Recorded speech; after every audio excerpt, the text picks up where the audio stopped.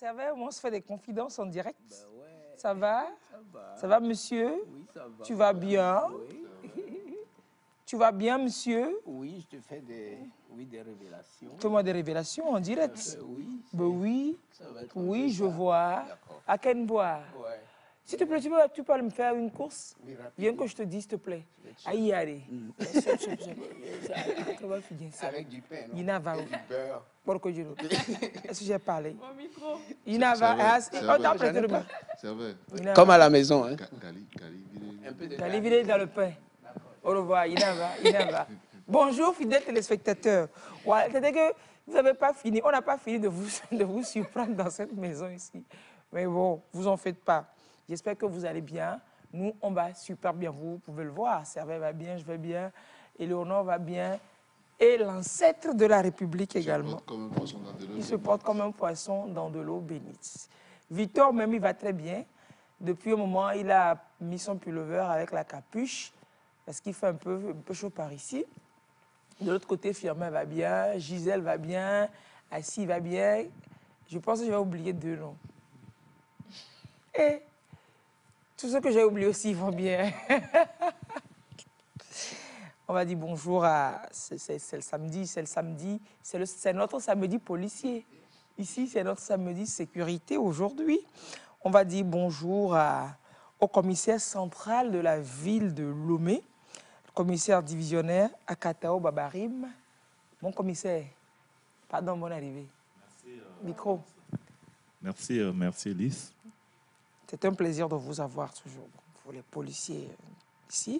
Puis on va dire bonjour également à... Vous savez, les policiers, ils aiment faire les choses avec genre équité, genre, au lieu de un garçon, une fille, très souvent, équité, genre. Parce que depuis un moment, c'est les femmes dans la police et puis il y a des postes également. Donc il y a des femmes, vraiment beaucoup, de nombreuses femmes dans la police. On va dire bonjour à la commissaire de première classe, Agbeza Badaka. Bienvenue chez nous, mon commissaire. Merci. Vous êtes responsable du commissariat du 2e arrondissement de Lomé. Moi, voilà, toujours là, je ne me retrouve pas encore. Hein. Où je connais sérieusement, là, c'est 6e. C'est Didjolé, non? Non, 6e, Didjolé plus 6e. 7e. Didjolé, c'est 3e arrondissement. Non, attendez, que premier, c'est Fiata, ça a non? été 6e un jour. Lys parle de l'ancienne. Excusez-moi, mais ça a été 6e un jour dans la vie. Mon commissaire, Didjolé a été 6e, non? Arrondissement, un jour, non? Non, en réalité, ce n'est pas 6e arrondissement, c'est 6e arrondissement sur le plan administratif. Sur le plan administratif de la répartition des mairies. C'est le 6e arrondissement. Mais policièrement parlant? Oui, c'est le 3e arrondissement. Didjolé, le 3e arrondissement. Oui, le 6e arrondissement, c'est le commissariat de police d'Adamavo. Le fils de l'homme. Si j'étais allé à la question pour un champion, on pose la question et dit je donne ma tête à couper. Et puis, c'est là que ils vont couper. Parce que vraiment, ce sera bien coupé même. Alors, 2e arrondissement, là, c'est où, commissaire Bataka? C'est pas Forever. Oui, merci Lise. Bonjour aux téléspectateurs et aux téléspectatrices. Le 2e arrondissement se situe à Forever. Voilà. C'est Forever. Ouais, je me rappelle que c'est là-bas que j'avais fait ma carte. OK. Donc, on va un jour apprendre tout ça jusqu'à... Premier, c'est Fiata, c'est ça, non? On a combien d'arrondissements finalement, totalement? Combien d'arrondissements, mon commissaire principal? Bon, nous avons 7 arrondissements. Pour le Grand Lomé? Pour le Grand... Non, pour Lomé. Ah, pour la ville de Lomé, c'est la commune de Lomé? Oui, pour la commune de Lomé.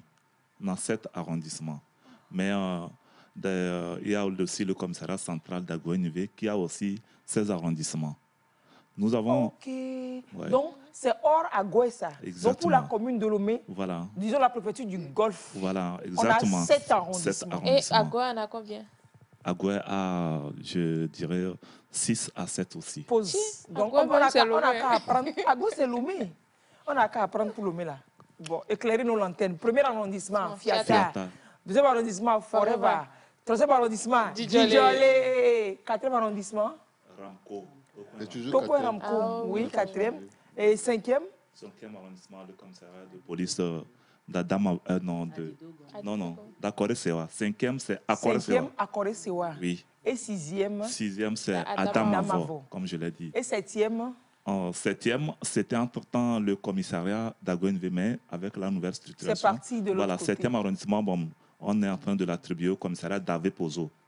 Ok, Oui. d'accord. Oui, et le 9e arrondissement, on va aussi structurer. Il y a aussi Il y a le 9e. 9e. Le 9e, c'est derrière le lycée technique là, non? Voilà, c'est le commissariat de police d'Adido Gomi. Et ce n'est pas sous vous, c'est sous, C'est sous le golf, non? C'est sous le golf, exactement. Attendez, donc vous n'avez pas 7 et vous avez 9. Donc, puisque avant ça, c'était Oui, Lomé tout court. Lomé, oui, tout voilà, court. je Avec vois. la nouvelle structuration, on a enlevé le 7e Ok, et le et le 8e. 8e. Voilà, le 8e, c'était le commissariat de Logopé. Ah, qui est Voilà. sous Agoué maintenant. Voilà. Donc, nous allons revoir peut-être les numérotations des arrondissements. En fait, tout ça, c'est pour mieux cadrer la ville. Hein. C'est pour Exactement. mieux cadrer la ville, c'est pour plus de sécurité, que ça se décentralise comme ça. Ok, Mikou, Donc, vous vraiment. n'avez pas d'arrondissement de Lomé dans votre liste, ne vit pas à Lomé. Donc, quand vous Du coup, je dis aux gens qu'ils voyagent pour venir à Lomé tous les jours. Quand tu voyages, Mais du coup, je découvre que je suis une voyageuse quotidienne également. Je ne vis pas à Lomé. Je ne vis pas à Lomé. Zanguera, c'est quel arrondissement d'Agoué? Je ne vis pas à Lomé. Zanguera n'a pas encore été attribué. En plus, Inconnu au régiment. Non, c'est Complètement inconnu au régiment. non, c'est un commissariat qui dépend donc du commissariat central d'Agoinve. c'est comme une station secondaire. Oh, quoi. quitte ici, là. Il faut quitter ici. C'est- Zangueville, c'est- tu vois, on dit que Zangueville est que c'est un commissariat comme à Gouenivé. Écoutez le commissaire principal, c'est que Zangueville, c'est quelque chose. Ça veut dire- Non, ou bien comment vous commissaire? n'êtes pas Lomé. Et en plus, vous n'avez pas N'est-ce pas, d'arrondissement chez Lomé? vous. Non, c'est dans le Grand Lomé. Elle est dans le Non, Grand non, Lomé. non, elle n'est pas à Elle Lomé. est dans le Grand Elle Lomé. Si Lomé n'était Excusez-moi. pas Elle est au grand, village. si Lomé n'était pas grand, Excusez-moi, Donc toi aussi, quand tu sors de la maison, tu vas dire, Maï Lomé, Mava. Maï le maman. Je découvre avec amertume et en direct à la télé que moi-même là. Laissez-moi essuyer mes larmes et puis un temps, après l'émotion, je suis à vous. En fait, Anta, elle s'est moquée des gens ici. Que ceux qui Ah, débarquent Anta, à Déticopé et et ils disent disent qu'elles qu'ils sont à habitent à Lomé. Lomé, là. là. Que quand vous voyagez du nord, vous dites que vous êtes à Lomé. que c'est Sérieusement, faux. il faut que les gens, surtout dans Déticopé, il faut qu'ils disent aux gens qu'ils habitent à Déticopé. Il ne faut pas qu'ils aillent au nord, au village profondément, et puis ils disent à leur qu'ils habitent Lomé. C'est que la personne va dire, mon frère est à Lomé. Ton frère n'est pas à Lomé, il est à... Ça, c'est pareil. Mais Zanguera, vous voyez, la différence entre Zanguera et tous ces autres, c'est que Zanguera, en fait, c'est que, on appelle ça Zangueville, c'est-à-dire que c'est une commune, c'est-à-dire que c'est une commune de Lomé, du Grand Lomé si vous préférez, mais sinon de Lomé, qui en fait est une commune à Lomé. Vous avez compris? Si vous ne faites pas attention, on va vous mettre dans Palmé. C'est-à-dire, on a même On va la mettre dans Palmé. On va sauter avec Oui, oui. et tout ça pour Oui, aller me on débarquer. va te débarquer à Palmé. on a Pourquoi même tu veux décalé le péage être à Lomé fort de comme ça? Zanguera, mais Zanguera n'est pas toujours à Lomé. quoi. Mes chers compatriotes, mes chers paysans de Zanguera, c'est pas une insulte. Quand tu dis quelqu'un mon paysan, c'est que tu es du même ressort territorial que la personne. Quand j'ai entendu le mot que c'est mon paysan, j'ai dit, oh, comme toi, tu dis non. On dit non, attends, tu penses que paysan, c'est quoi? Je suis allé chercher, mon visage était comme ça, mais j'ai dormi moins bête. Quand on dit que c'est mon paysan, c'est-à-dire que je partage le même pays, villageusement parlant, ou bien territorialement parlant, ou bien originellement parlant avec la même personne. Donc, mes paysans de Zanguera, nous, Population des Zanguera. je n'aime pas ça, hein. Nous, toi-même, tu habites où? Nous, population de Zanguera, Est-ce que moi aussi manqué de quelqu'un ici? nous, population de Zanguera, nous sommes conscients que nous habitons Lomé. Et c'est tout, il n'y a pas de débat. Tous ceux qui veulent poser le débat là, ils n'ont qu'à poser le débat. Donc, comme ça, entre-temps, on n'a quand même pas de commissariat d'arrondissement. On a un commissariat, mais on n'a pas d'arrondissement. C'est pour vous dire qu'on n'a pas un arrondissement. Il a dit qu'on relève du commissariat central. Central. Ou bien? Exactement. Eh ouais. Exactement. Donc, on n'est pas les mêmes que les copés, sito, copés là. On n'est pas les mêmes. Zanguera, c'est autre chose. Donc, voilà. C'est cool. Mais bon, pour ceux qui, quand même, étaient un peu fâchés que je dise qu'ils ne sont pas Lomé là. Est-ce que vous pouvez me pardonner? Est-ce que vous pouvez me pardonner et oublier? On va se poser la question. Hein, les amis? Est-ce qu'on peut pardonner et oublier? Est-ce qu'on peut pardonner? C'est-à-dire qu'on pardonne complètement une faute à quelqu'un. Éléonore. Gracia, d'accord. Ah, Gracia à l'ancêtre d'abord. Pardonner. Non, on dit souvent qu'on pardonne, mais on n'oublie jamais. C'est-à-dire, l'oubli, oublier totalement, c'est devenir amnésique. C'est quand tu perds la mémoire. Tu as Alzheimer et compagnie. Que tu peux dire que tu as oublié. Et même si tu oublies vraiment d'avoir pardonné quelqu'un, c'est que vraiment tu as un souci, à mon avis, un souci. Non, pas oublier d'avoir pardonné. Oublier la faute. Que tu as oublié la faute. Même si tu oublies la faute, il y a un problème. Oui, on peut pas oublier. Juste que quand on pardonne, on ne revient pas on dessus. Ne revient pas dessus. Mais ça ne voudrait pas dire qu'il n'y a pas des élucubrations entre-temps. Un souvenir te revient, mais vraiment, toi-même, tu classes ça, quoi. Tu classes ça, quoi. C'est-à-dire que tu ne qualifies plus, tu n'apprécies plus les nouvelles actions de la personne à l'aune de la faute qui a été commise avant. C'est ça? Ça, oui. Donc, toi, tu peux faire ça? Oui, non, c'est plus on demande ton avis, on n'a pas dit d'expliquer. Ce n'est pas un sujet de commentaire. Non, moi, j'essaie. Ah, d'accord. J'essaie de le faire. De pardonner, d'oublier. Oui. Maintenant, c'est juste qu'avant de chercher à pardonner, il faut considérer la faute de quelqu'un. Pourquoi est-ce que les images sont... Toi, pour tes images, quand toi tu viens, c'est plus clair. Quand moi je viens, c'est plus sombre. C'est parce que tu étais habillé en clair. Pardon, il faut regarder la caméra. Moi, je sais que je suis noir. Mais quand j'apparais, la caméra, c'est comme la nuit. Quand lui apparaît, c'est comme le jour. Et puis vous faites ce jeu-là de jour et nuit, ombre et lumière, ombre et lumière. Satan et Jésus. Je me rappelle juste d'une pièce théâtrale des années 90. Et il y a une réplique qui dit... c'est un photographe, quoi, qui a pris la photo. Et puis la dame dit, mais je ne suis pas clair dans la photo. Et le monsieur lui dit, mais si le bon Dieu ne vous a pas fait clair, ce n'est pas moi. C'est pas l'appareil photo qui va vous faire clair. Non, sérieux. Et donc, vous pardonnez, vous? Non, j'essaie. Je ne peux pas dire que je le fais, je le fais, mais j'essaie quand même de le faire. Mais ce que je me dis que je fais plus, c'est que je ne considère même pas la faute de la personne pour chercher maintenant à pardonner. C'est-à-dire, par exemple, Éléonore me fait quelque chose qui ne m'a pas plu. Je ne m'attarde pas sur ça. Je considère plutôt le bien qu'elle m'avait fait par le passé. Et ce bien-là fait que... Ça atténue. Ah, ça atténue. Je ne considère même pas ce qu'elle a fait pour dire qu'elle m'a offensé. Elle a fait quelque chose peut-être qui te chagrine un peu. Oui, mais elle n'est pas ça dans la mesure où, par le passé... Il est arrivé qu'elle fasse des choses bien. Oui, donc c'est ça que je garde. Je ne tiens pas compte de ce que l'on juge de mauvais. Donc, ce qui fait que je ne perds pas le temps pour voir si je peux ou ne pas pardonner. Il assume, il assume. C'est lui, c'est notre ancêtre, c'est l'ancêtre de la localité, c'est l'ancêtre du village. Mon commissaire principal, c'est l'ancêtre. Hein. Gracia, je vous présente l'ancêtre de la maison et c'est comme ça qu'il est. Alors vous, mon commissaire, vous pouvez pardonner et oublier. Merci pour cette question. Cette question beaucoup embarrassante, que moi je qualifierais d'embarrassante, bien sûr. Oui. Mais je ferai une distinction selon qu'il s'agisse de petites fautes, bien de petites situations ou de graves situations. Tu vois, le policier, il est toujours dans une situation aggravante, de circonstances atténuantes, même tu vois, des formations professionnelles. On y va quand même. Exactement. Bon, si c'est pour les petites fautes ou bien les petites situations. Qu'est-ce qui peut être une petite faute? Bon, OK.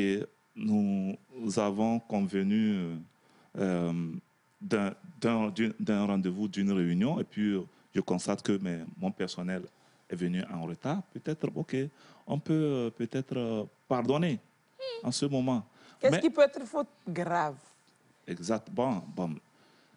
Faute grave, je prendrais quelqu'un qui a essayé de porter atteinte à ma vie. Et ça, on ne veut pas. Voilà, par exemple, le cas d'un empoisonnement. Ouais. Et puis, oui, la personne vous a servi un repas, vous avez mangé alors qu'après ton découvre qu'il y a empoisonnement, mais que le produit n'a pas peut-être atteint... Et que vous êtes guéri après. Et voilà. On va dire que ce n'est pas grave. Voilà. Venez, on va porter le toast encore. Voilà. Je t'invite à manger pour partager un repas d'amitié parce que j'ai omis de te tuer dernièrement au repas pour l'empoisonnement. Donc, il faut que je te parle. Donc, est-ce que la prochaine, pardonner voudrait dire que prochainement, je pourrais aussi accepter de partager le même repas avec la Jésus personne. même va te gifler. Voilà, donc pour cette situation, moi, je trouve que je ne peux pas, je suis très formel. Tu ne pardonnes pas, non? Je ne pardonne pas, je suis catégorique. Jésus a dit pardonner 7 fois, 777 fois. Bon, Jésus, là, quand il a dit, tu n'as pas entendu. Donc, tu ne veux pas suivre la parole de Jésus. En réalité, nous sommes des êtres humains. C'est Jésus qui est Dieu. Si Jésus a dit ça, c'est qu'il sait que c'est très difficile, de pardonner. C'est un exercice très difficile. Alors que c'est vrai que ça libère vraiment. Hein. Quand tu parles, c'est-à-dire que ça libère, mais vous ne pouvez pas savoir comment ça libère. Quoique je n'ai pas, c'est pas comme si j'ai fait l'expérience de garder quelqu'un dans mon ventre. Moi, mon petit ventre là, il n'y a pas quelqu'un dedans. Quand tu le fais en même temps, on se dit les gbé, on se gbéise. Si tu es fâché, bah, tant mieux. Un jour, tu vas te calmer et puis on va se retrouver. Lise, maman se fâche même. Si je me fâche comme ça et puis après je te garde encore dans le ventre, c'est que c'est double, c'est trop concentré. Surtout quand il s'agit du boulot, ça lui fait tout mal. C'est bon, merci. Elle se fâche bien, bon. Elle crie bien. C'est bon, là. Non, c'est ça j'ai dit. Oui, je sais, ça j'ai dit. Lise, quand Lise est fâchée, elle te dit en même temps. Ouais. Et puis la minute d'après, vous allez rire ensemble. Si tu veux pas rire, ça fait si c'est toi-même que tu veux garder dans le ventre, tu gardes dans le ventre. Hein. Elle a déjà. You can guard in your ventre. I have said what I think. Et pour moi, ça passe. Non, mais il y a quand même certaines actions. Ça définit, toi, les gens ne changent pas. Les humains ne changent pas. Quand quelqu'un te fait un truc, une action qui te fait mal, la vie est maintenant trop courte pour venir supporter les embêtements, les impolitesses, les méchancetés de quelqu'un et dire on est, après tu vas mourir. Non, personnellement, tu me fais le truc. Si c'est vraiment, des fois les gens peuvent poser des actes, c'est pas malveillant, c'est pas l'objectif, mais la personne t'a frustré. Vous vous dites les vérités en même temps et puis ça passe. Mais des fois, c'est de la préméditation, il y a de la méchanceté derrière cet acte. Avant que tu ne te rendes compte que c'est de la méchanceté, c'est que ce n'est pas la première fois. La première fois, tu as toujours ce bénéfice du doute que tu accordes à la personne. Tu dis, oh, ben, bon, peut-être que oui. Mais quand la personne répète, tu te rends compte que c'est foncièrement la personnalité, c'est l'attitude de la personne. Elle est là, elle est comme ça. Donc, tu ne lui prêtes plus le flanc de te brimer, de te faire mal. Donc, tu oublies. Non, tu pardonnes. Bon, tu pardonnes. Difficilement. Le premier jour, ça ne passe pas. Alors que Dieu a dit, ne va pas dormir sur le... Après, quand tu veux dormir, tu dis, Dieu, toi-même, tu as dit de ne pas dormir sur la colère. Mais je fais comment la colère est là. OK. Je dois vous poser une question. Oui. Vous remettez, c'est un cas que j'ai vu, vous remettez 5 tissus à ton tailleur. Hey. Le tailleur ne te fait pas le travail. Vous lui remettez après, vous l'appelez pour lui dire que c'est passé quoi.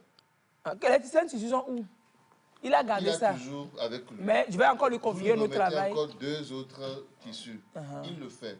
Vous lui remettez après 5 tissus avec l'argent. Il ne fait pas. Vous ajoutez encore, il ne fait pas. Vous allez pardonner. Et je ne vais pas arriver jusque là-bas. Moi, je ne dis pas dans les mauvais rêves. Je me réveille très tôt. C'est ce que j'ai fait. Premier 5 tissus que je t'ai donné, tu n'as pas cousu là. Comme tu n'as pas cousu, il faut me donner mes tissus. Parce que je vais te donner un délai jusqu'à quand arrive à un niveau, tu n'as pas cousu là. Ne coupe plus. Ne coupe plus. Même si tu as mis ciseaux dedans, tu as coupé, ne coupe, ne bateau ou soit à vos zinzianam. Je prends mon truc. Et puis, je t'ai pardonné, c'est-à-dire que je ne vais plus chercher à te donner des pagnes jusqu'à je vais te blesser comme ça et puis tu vas me blesser en retour. C'est parce qu'il vient te donner du travail que je te blesse et que tu veux me blesser. Donc, on va se saluer gentiment. Je ne te fais plus ce qui peut t'obliger à me blesser. Donc, on n'a qu'à se faire diara suiter. On se fait diara comme ça et puis c'est bon. Maintenant, comme je disais la première fois que quelqu'un te blesse, tu ne sais pas, tu lui accordes le bénéfice du doute que Mouniaoui. Si après tu découvres qu'en fait c'est la méchanceté pure et dure, tu passes par un chemin qui ne... Je n'ai pas dit bonjour. Tu passes par un chemin qui n'offre plus le flanc pour que la personne te fasse pareil. Donc tu pardonnes, tu oublies, mais tu gardes la leçon. Est-ce que tu as oublié ça? Tu n'as pas oublié. Ah, mais si tu ne gardes pas la leçon, tu pardonnes, tu oublies et tu gardes la leçon. Et tu tiens compte de la leçon pour in the future. Non, parce que au moment où tu vas... retenir la leçon? quand tu vas te rappeler que... De la leçon. Ouais, tu vas te rappeler de l'acte qu'il a posé. Donc, tu ne l'as pas oublié. Comme si tu oublies même, et dans, premier Gaou n'est pas Gaou, deuxième Gaou est Nyata, et celui qui a été mordu par un serpent a peur du ver de terre, chat échaudé. On n'oublie pas, en fait. Chat échaudé craint l'eau froide. Quand tu dis tout ça, t'as dit que, arrêtez, ceux qui disent qu'ils n'ont pas de ils ont oublié. On n'oublie pas, mon commissaire, on oublie, si vous voulez, on oublie la faute, mais on garde la leçon. Et la leçon, la faute n'est pas l'un de la leçon. Mon commissaire du deuxième, oui. Comment vous pouvez, on dit pardonner, oublier globalement, là, totalement, entièrement et fatalement. Vous conditionnez la réponse. Vraiment. On peut pardonner sans oublier. Parce que c'est difficile d'oublier. Si on est vraiment blessé dans l'âme, c'est difficile d'oublier. Mais on peut pardonner. Ça veut dire, quand on pardonne et on se rappelle du fait, ça ne fait plus mal. Voilà. En ce moment-là, on a pardonné. Mais oublier, c'est vraiment difficile.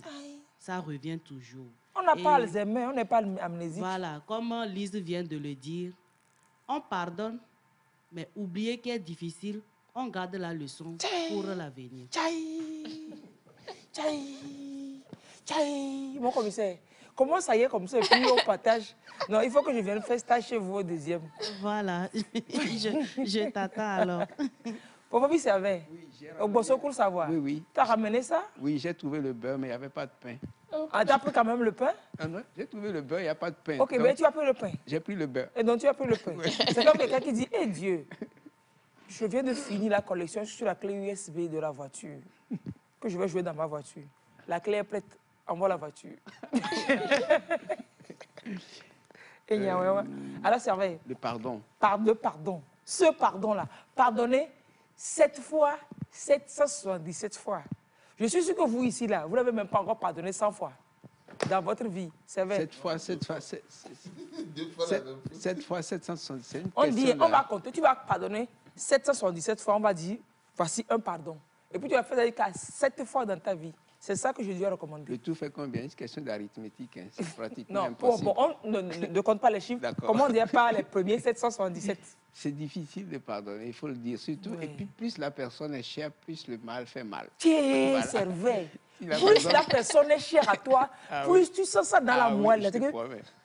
Ça, oui. Et là, c'est le poumé, là. Et ça fait... Mais il y a des fois une question d'ego. Hein. C'est-à-dire que vous vous dites que celui qui t'est cher n'a pas le droit de faire. C'est ce qu'on dit, non? Oui, c'est comme ça. C'est pour ça que la personne m'est chère. Oui, parce que je l'ai trouvé spécial quand même. Oui, mais là, je l'ai trouvé compatible. La personne ne peut pas gommer. C'est que la manière dont je te dis, tout le monde peut me faire ça, mais pas toi. Exactement, pas toi. Il faudrait qu'on arrive à nous dire que tout le monde peut nous faire tout. Tout le monde peut nous faire tout. Quoi. Oui, mais ça, c'est vrai. Je n'ai jamais pensé à ça. C'est le pas toi là que moi j'évite dans ma vie. J'ai toujours honte d'entendre quelqu'un dire « Oh, toi aussi ». Même si c'est ma maman ou c'est pas quelqu'un de la famille que « Oh, toi aussi ». Ça veut dire que vous avez déçu la personne, quoi. Elle ne s'attendait pas à ça de vous. Et bah, du coup, moi, le pardon, c'est pas facile, j'avoue. Et il y a certaines choses, bon, j'essaie d'oublier, quoi. Je n'ai plus aussi mal autant mal qu'au début, quoi. Voilà. Mais tu avec le temps, avec le temps, ça s'en va. Mais voilà. Un exemple. Je vais te donner un exemple. Tu vas me répondre à la question franchement et franco-comment. Ben oui, tu sais, Servais, que je te bouscule. Fais-moi du yaourt. Chez moi, fais-moi du yaourt. Oui. Fais-moi du yaourt jusqu'à tu as fait le yaourt. Et tu n'as pas venu chercher. Et puis tu m'as appelé. Oui. L'histoire yaourt est prêt. Je l'ai mis au frigo. Oui. Mais le frigo est un peu plein. Si tu pouvais passer chercher ça, je dis d'accord, je viens. Voilà. Et tu me rappelles après. L'histoire où je dis d'accord, je viens. Je ne viens pas 2 jours. Oui. Ah, là, je suis encore dans le cas. Oui, est-ce qu'après, quand la personne va te demander où tu vas faire encore? Non, exact, c'est ça. C'est là que... Bon, c'est pas donné pour oublier. Sur ce côté-là, bon, on n'a pas mal. Non, c'est ça, apprendre on a mal de façon douce, quoi. Okay? Parce que mais tu as mal quand même. Tu as mal forcément. Tu as mal. Parce que c'est comme l'impression que la personne n'a pas apprécié. Elle se fout de toi. Voilà, le plaisir que tu lui veux lui faire. Mais elle veut encore le yaourt après, tu vas encore le faire. Oui, mais pas dans l'instant. Il faut attendre peut-être 1 an. Quoi. 1 an. Oui, mais c'est comme ça, quoi. Et puis, en général, je ne vais rien vous dire. Je ne vais pas vous dire que ça ne m'a pas plu. Mais vous, vous savez, quand on fait du mal, quelque chose, on le sent. On sent. Et quand on fait le bien, on le sait. Oui. Voilà. Oui. Nous avons ça, là. Okay. Maintenant, quand la personne dit « je ne sais pas elle peut être sincère aussi. Parce que parfois, tu peux piétiner quelqu'un sans le savoir. Voilà, donc, tu n'as pas conscience de l'erreur que tu as faite. Voilà, c'est pour ça que moi, quand on fait, je dis... voilà. Des fois, les gens ne savent pas. On peut dire « Ah, oh, je ne savais pas. Ah, oh, sorry. Voilà. C'est pareil pour moi. J'aime bien que quand je frustre... De toute façon, je suis là. Des fois, je peux froisser. Moi-même, je sais que de toute façon, je suis là. Des fois, si je froisse, il faut dire que, parce que moi-même, quand je froisse, je ne sais pas. Toi, tu frasses tout le temps. Donc, quand je froisse, il faut dire, Lise, tu as froissé. On va faire à repasser, bien chaud, on va repasser. Ça va défroisser. Oui, absolument. Donc, comme quoi, on n'oublie pas forcément. Non, c'est difficile d'oublier. Soyons sincères et humains. Oui. C'est parce que c'est difficile que c'est une recommandation divine. Si c'était aussi facile, il y a quelque chose aussi. Dans les relations, il y a des étapes. Quand vous êtes déjà ensemble, vous connaissez déjà 10, 15 ans, il y a des choses qu'on banalise, quoi. Oui. Et il y a cet aspect aussi. Vous pouvez vous fâcher, mais ça ne va plus être comme si vous étiez au début. C'est ça. Il y a le temps qui joue également. Beaucoup. Moi, un téléspectateur dit... Ah oui, allez-y. Je n'acceptais pas certains actes de mes amis.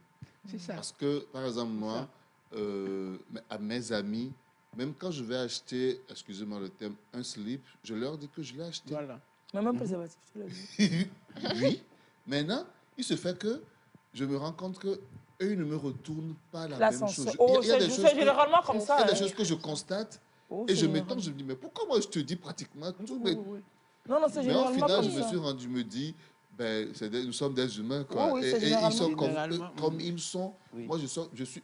Personne ne m'oblige à partager mon quotidien avec eux. Donc, je n'ai pas à leur demander. Qu'eux aussi partagent. S'ils le font, c'est tant mieux. Et il y a peut-être quelqu'un qui partage son quotidien avec vous. Mais que vous ne partagez pas forcément tout avec la personne. Voilà, merci, c'est une chaîne. C'est souvent ça, la vie. Et la personne que tu penses qui ne te dit pas tout, il dit ça peut-être. Il dit ça à quelqu'un d'autre. Voilà, souvent c'est comme ça. Ça fait qu'au pardon, il y a forcément la tolérance qui accompagne. L'oubli, on ne peut pas oublier. C'est la tolérance, oui. Mais la tolérance accompagne toujours parce que nous sommes, qu'on le veuille ou non, nous sommes des êtres perfectibles et on fait tout le temps l'effort d'être mieux qu'hier. Allez, selon moi, nous pouvons pardonner toutes les fautes, mais en se méfiant de la personne que l'on a pardonnée. C'est pareil Oui, mais la méfiance... Pas forcément se méfier de la personne. Le dessus. Ouais, c'est un peu ce que tu disais, tirer la leçon. Tirer la leçon. Je crois que c'est la même chose. Ça, tu te méfies de la personne. Et que tu n'oublies pas. On ne se méfie pas forcément de la personne parce que ce que cette personne vous a fait, une autre personne peut le faire. Oui. En fait. Donc, si vous vous méfiez de la personne, c'est comme si vous n'avez rien fait. Parce que vous êtes méfié envers cette personne, mais vous baissez votre garde avec une autre personne. Avec les autres qui peuvent vous affecter aussi. Donc, vous tirez la leçon de ça envers toutes les personnes et vous agissez en fonction envers toutes les personnes. Quoi qu'on en dise, je vais chercher le verset qui parle du pardon dans la Bible. Je vais vous lire ça. Parce que je suis sûr que quelqu'un dans ce cas actuellement, il est en train de dire, et nous, quand même, on a marre. Oh, les pompes, le fond, quoi. Il y a pas ça qui est pas. Et toi-même là. Parce que comme on a l'habitude de le dire, il sonne les filles. Ah, mais il y a ce qu'on pour nous. C'est le divisionnaire qui a écrit quelque part, non? Je sais pas. Vous avez mis quelque chose quelque part. Vanité ou quelque chose comme ça. Vanité des vanités. Voilà, tout est vanité. Voilà, oui. Dans la Bible, il y a 10 versets stratégiques pour demander pardon et pour pardonner. Parce que demander pardon, c'est difficile. Ou pardonner, là, difficile. Ce n'est pas facile. Oui. Si quelqu'un dit c'est trop facile, même le pasteur, là, il rigole. Qu'est-ce qu'on disait? C'était dans une réunion la fois dernière, quelqu'un disait... Ça dépend. Hein. Quand c'est les enfants, vous... Oui, les enfants. Qu'est-ce qu'ils savent? Ils ne savent pas ce qu'ils font. Il dit, quand quelqu'un te gifle, tends-lui la seconde gifle. On disait ça ici la fois dernière, non? La seconde gifle. Quand quelqu'un te gifle, tends-lui la seconde gifle. Le moment, c'est comme ça que ça devrait être. Je croyais qu'elle avait fait exprès. Je ne savais pas que c'était une erreur. C'est un gros lapsus. Qui traduit sans doute le fond de ma pensée.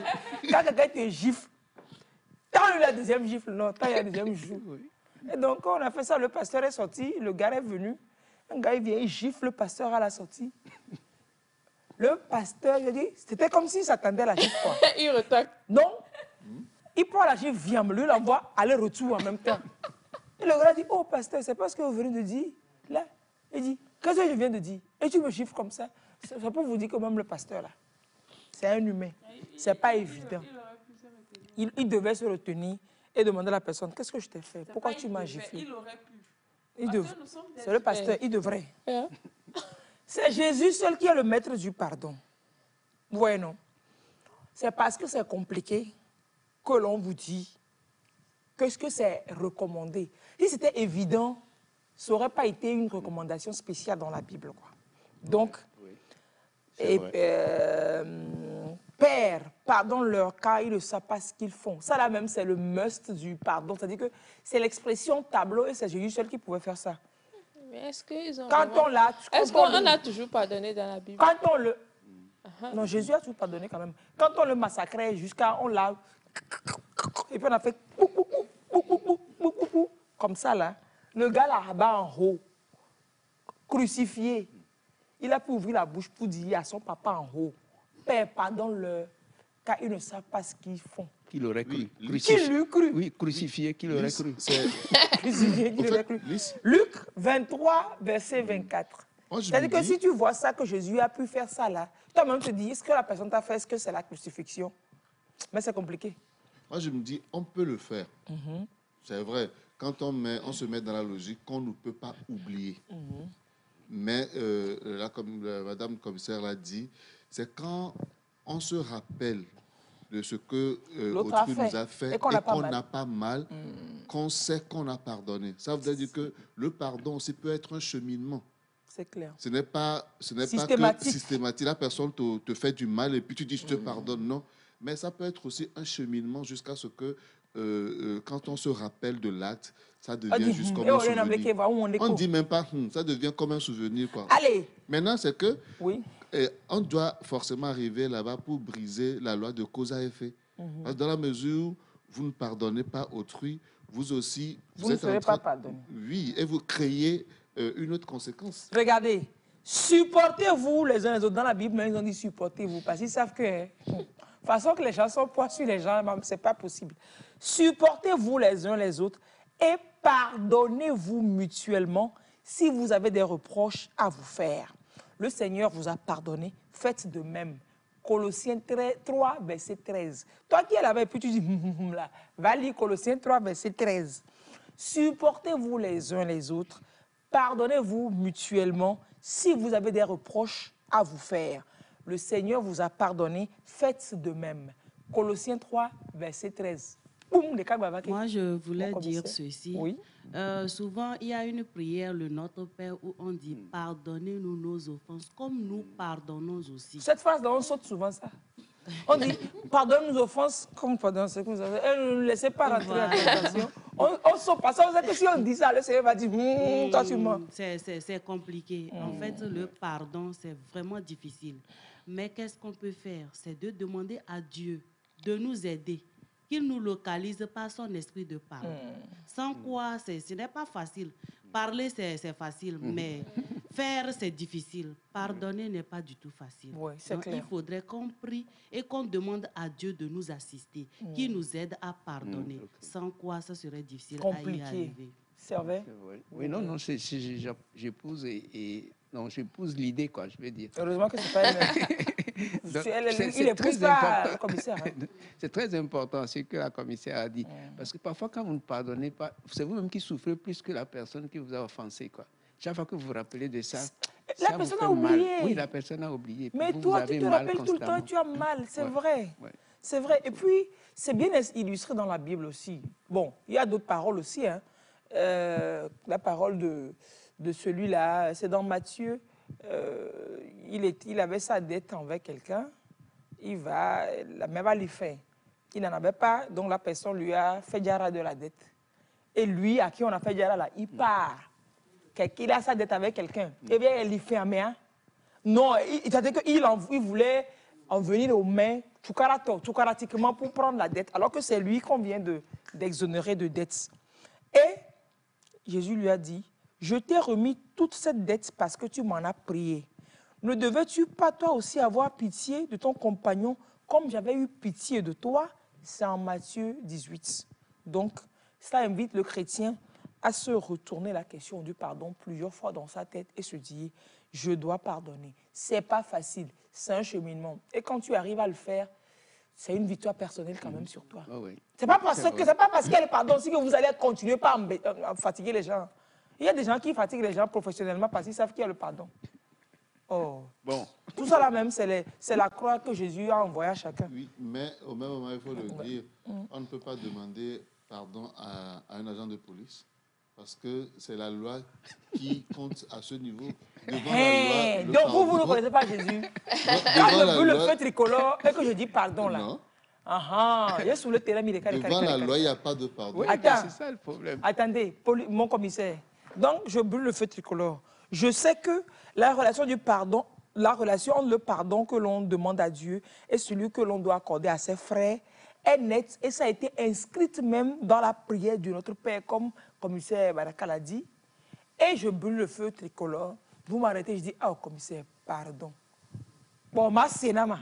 Il va te dire, je comprends. Je te pardonne. Non, mais même dans la Bible, c'est dit qu'on peut pardonner, mais ça n'empêche pas de jouir des effets, pas de subir, de jouir des effets de l'acte qu'on a posé. Ouais. On te pardonne, mais les effets que tu as enclenchés là, tu vas les assumer. Ou bien, c'est comme ça que vous allez dire non.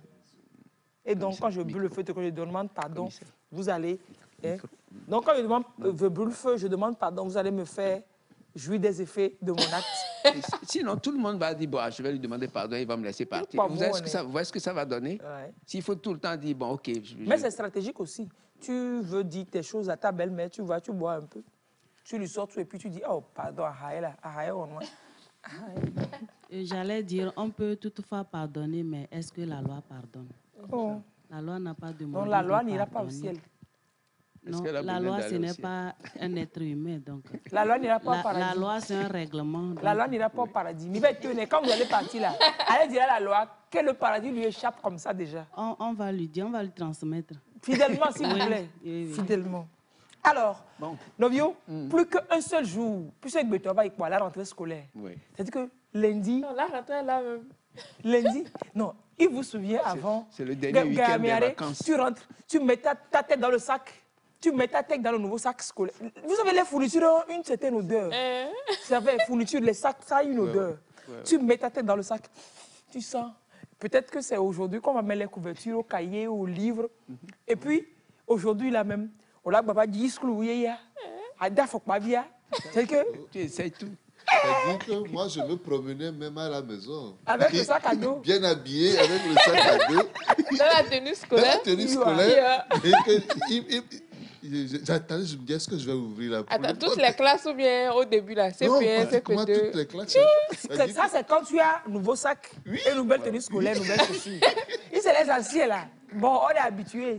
Mais quand au lycée, je non, mais ça a une odeur. Et c'est une odeur de quoi?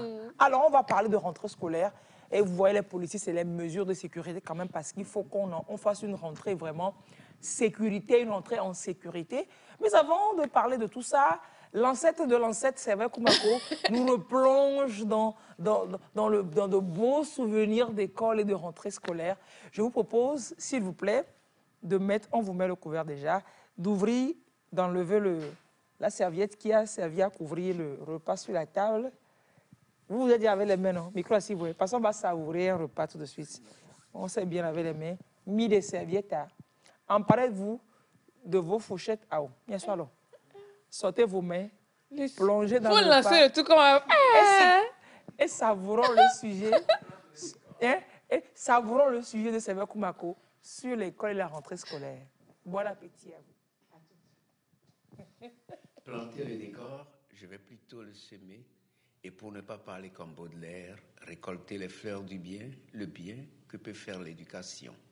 Mais on ne peut pas parler d'éducation sans parler de vacances. En fait, on ne peut pas travailler éternellement. Il faut toujours une pause, il faut des vacances pour rebondir.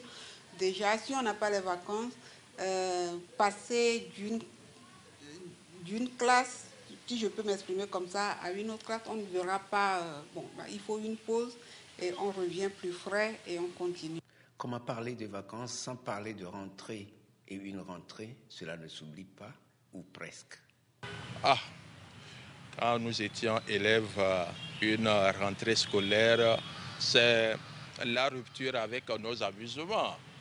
Et on se dit, c'est encore le stress pour 9 mois encore. Pour moi, lorsqu'on parle de la rentrée scolaire, cela me rappelle déjà la fin des belles vacances et que nous devons reprendre le chemin des études. Chaque fois, c'est des souvenirs parce qu'on a toujours envie de revoir nos amis avec qui on a fréquenté. Il y a une petite angoisse parce que pendant les vacances, nous sommes habitués à nous réveiller tard. Maintenant, avec la rentrée, nous sommes obligés de nous réveiller tôt pour pouvoir venir vite à l'école. Les vacances, celles de cette année, s'en vont. La rentrée s'annonce. Avec la reprise des cours, les cours des établissements scolaires vont perdre leur calme. Ces bancs qui ont dû prendre un peu froid par les temps de mousson ici vont être réchauffés par les petits postérieurs de leurs compagnons d'apprenants. Ces tableaux dont la couleur noire n'a plus l'exclusivité vont être toisés par ceux qui, envers eux, ont un déficit d'amour. J'ai jamais vraiment aimé le tableau. Le tableau, c'est un autre monde à part. Quand tu arrives là, tu regardes peut-être devant un exercice, tu te sens un peu perdu, la pression des camarades derrière. Toutefois, les tableaux sous toutes les formes, puis les autres fournitures et ouvrages continueront de jouer inlassablement leur rôle pour vous éviter de tomber dans ce piège sans fin que le manque d'instruction peut tendre ouvertement. Ceci dit, pour les enseignants, la rentrée est déjà bien effectuée. Déjà lundi, le 18, c'était l'AG des professeurs, l'Assemblée générale des professeurs. Nous avons fait le bilan de l'année écoulée 2022-2023 et en même temps lancé les défis qui nous attendent au cours de la nouvelle année scolaire. Il faut le reconnaître, l'école c'est toute une histoire, une longue histoire.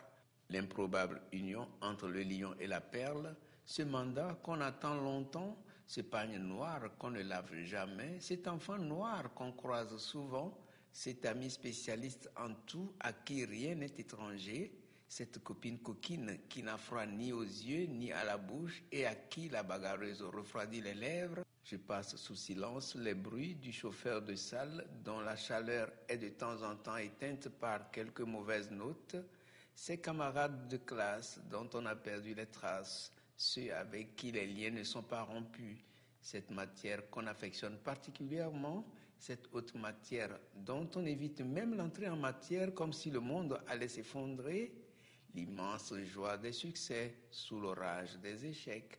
Mais quelle aventure! Et cet enseignant qui vous donne comme des coups de pilon à l'estomac, et celui-là qui, lui, vous marque plutôt au fer blanc, couleur de la craie. Il y a l'école primaire. À notre époque, il y avait le bâton quand même. Alors, quand vous avez une maîtresse ou ceux de qui vous a bien bastonné, on appréhende le CM1 et après on commence et on se trouve que c'est un charmant maître ou bien c'est une charmante maîtresse. Qu'est-ce qui vous a le plus marqué, vos camarades, le banc, les amours ou un enseignant? Un enseignant. L'école, c'est une grande histoire et la rentrée reste un événement. Elle mobilise entre autres parents, enseignants, gouvernants, commerçants, religieux, transporteurs, coiffeurs, tailleurs, forces de sécurité, et il arrive qu'on vous propose des prêts pour ne pas être loin des multiples dépenses qu'appelle une rentrée. Une rentrée, c'est surtout un pas de plus vers l'avenir. Il n'y a donc pas de raison que pour une raison ou une autre, que pour une quelconque imprudence dans la circulation, un usager porte entorse à cet avenir de l'un ou de l'autre des futurs bâtisseurs de notre cité.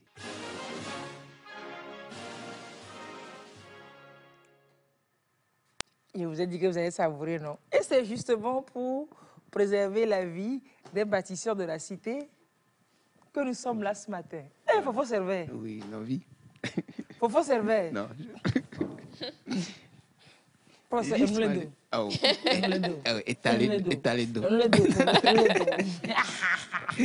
Je vous ai rappelé que les images ont été tournées par l'équipe technique de la police. De la police. Ouais, ouais. Le montage aussi a été fait par un technicien de la police. Je vais dire bonjour à Renaud. Renaud, voilà. Il y a Renaud Kossi Héron, voilà, c'est son nom entier. Et à la caméra, c'était une femme, et Chantal, et Afi, et puis Agbeton-Nikou, voilà. Chantal, Afi, Agbeton-Nikou. Je profite pour dire bonjour à toute l'équipe technique de la police. Merci, et remercier leurs chefs qui leur permettent de pouvoir se libérer et faire ce tournage. Ouais. Parce que ils n'ont pas souvent le temps, mais quand on leur dit qu'on a un tournage, ils essaient de les libérer. Ils s'organisent pour les libérer. Franchement, merci. Akpena mi policier. Ah, donc, ça vient de vous confier encore, bon, pas confier, il vient de vous renforcer la mission. Vous-même, vous saviez depuis, mais là, il vient de faire boum, encore dessus pour dire, c'est demain. Comment ça se passe? C'est comme à la veille des élections, les états-majors des partis se bousculent. Vous aussi, à la veille de la rentrée, dans les états-majors de tous les quartiers de la police, c'est... J'imagine. Qu'est-ce qui caractérise cette période? Qu'est-ce qui caractérise cette période pour vous? Commissaire principal. Non, il n'y a pas de principal. Divisionnaire. Commissaire divisionnaire. Arrêtez-moi ça, Alice. Commissaire divisionnaire. Je fais Atalakou pour qu'il mette Zanguera dans son arrondissement. Ça va aller. Merci, Lise, pour la rectification, parce que mon grade de commissaire divisionnaire, ça me tient bien sûr beaucoup à cœur. Oui, ainsi que ça me tient à cœur, le commissaire divisionnaire. D'accord. Merci beaucoup pour la question. Chers téléspectateurs, chères téléspectatrices, la rentrée scolaire est une période particulière parce que elle est beaucoup mouvementée. Vous allez constater que sur la voie publique, tout le monde est pressé. Chacun cherche à rallier rapidement le point où il veut aller. Naturellement, les élèves se lèvent très tôt, déjà à 5 heures.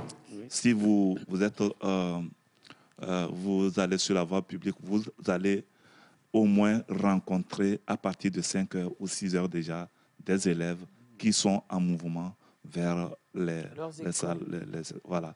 Donc cette période, on vient de sortir des vacances où les enfants étaient, nos petites sœurs et nos petits frères étaient encore à la maison.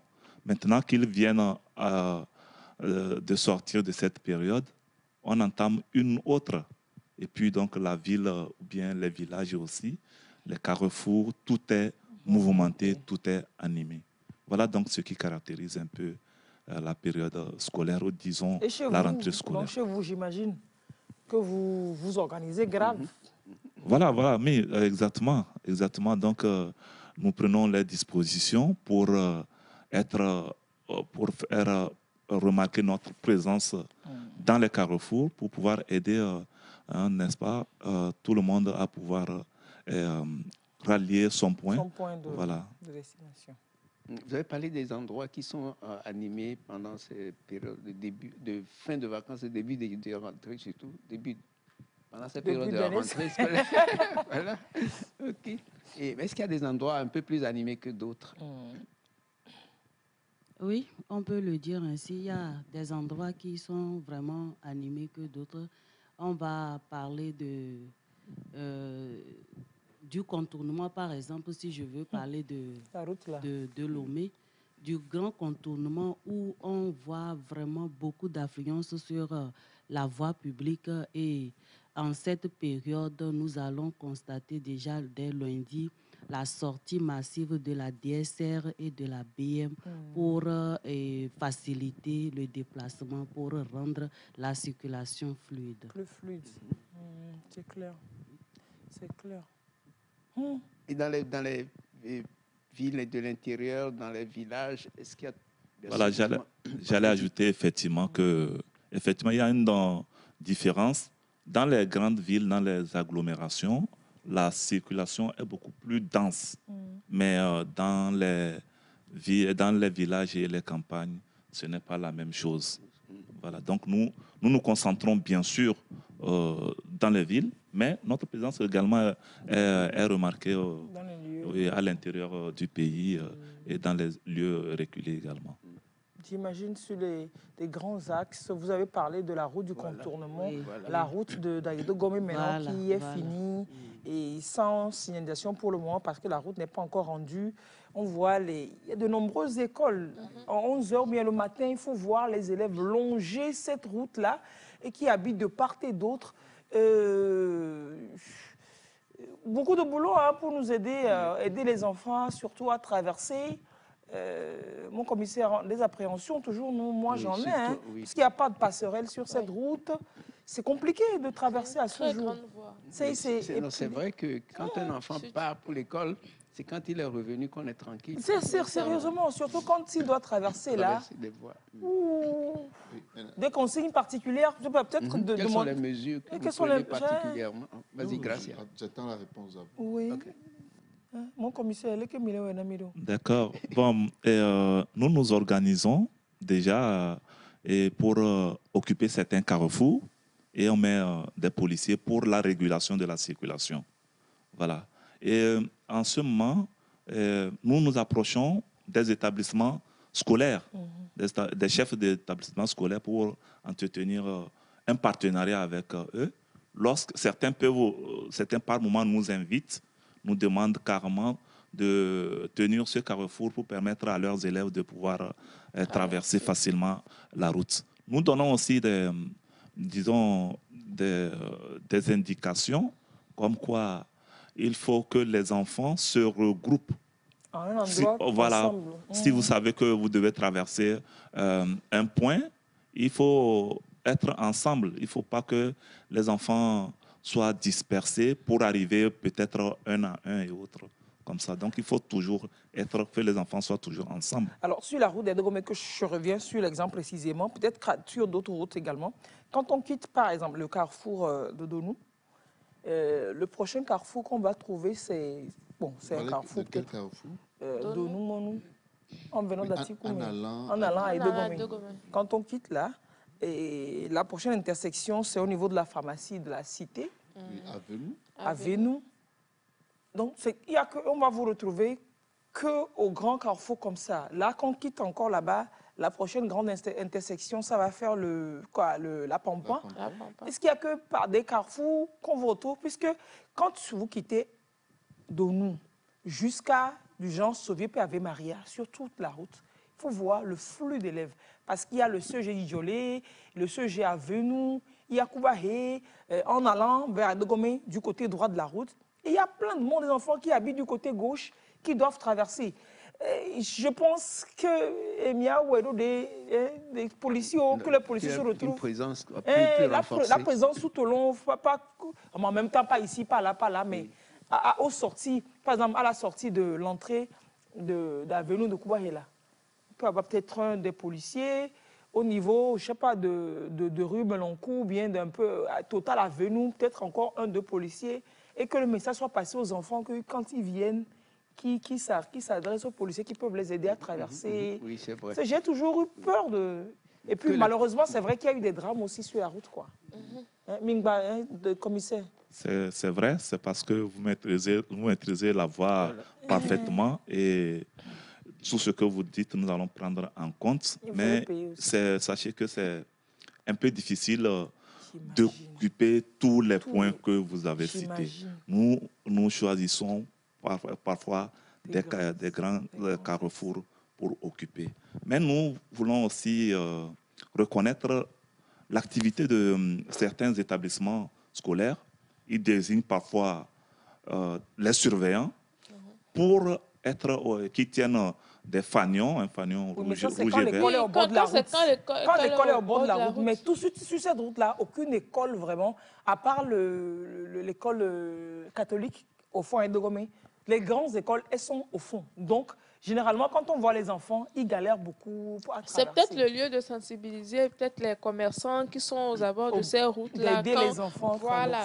Et on peut... je ne sais pas, l'établissement peut leur fournir des fanions pour permettre aux enfants de traverser, ou alors eux-mêmes, ils peuvent prendre sur eux. Quand ils voient des enfants qui sont en difficulté, surtout que les usagers ne s'arrêtent pas. C'est ce que j'allais dire. Les usagers, là, quand vous voyez les enfants attroupés même, on ne s'arrête pas. Il faudrait que tout usager soient un peu sensibles. Vous voyez, parfois, c'est le matin, les élèves veulent traverser juste pour aller dans leur établissement, mais personne ne veut s'arrêter pour eux. Ah, eux aussi, ils sont pressés pour leur travail. Moi, je t'ai dit que les gens se sont arrêtés. Il y a toujours un qui va venir, qui est venu cogner ma fille, ma fille. Tout le monde s'était arrêté. Et mon toit volé parce que lui, il allait au paradis. Jésus allait fermer la porte.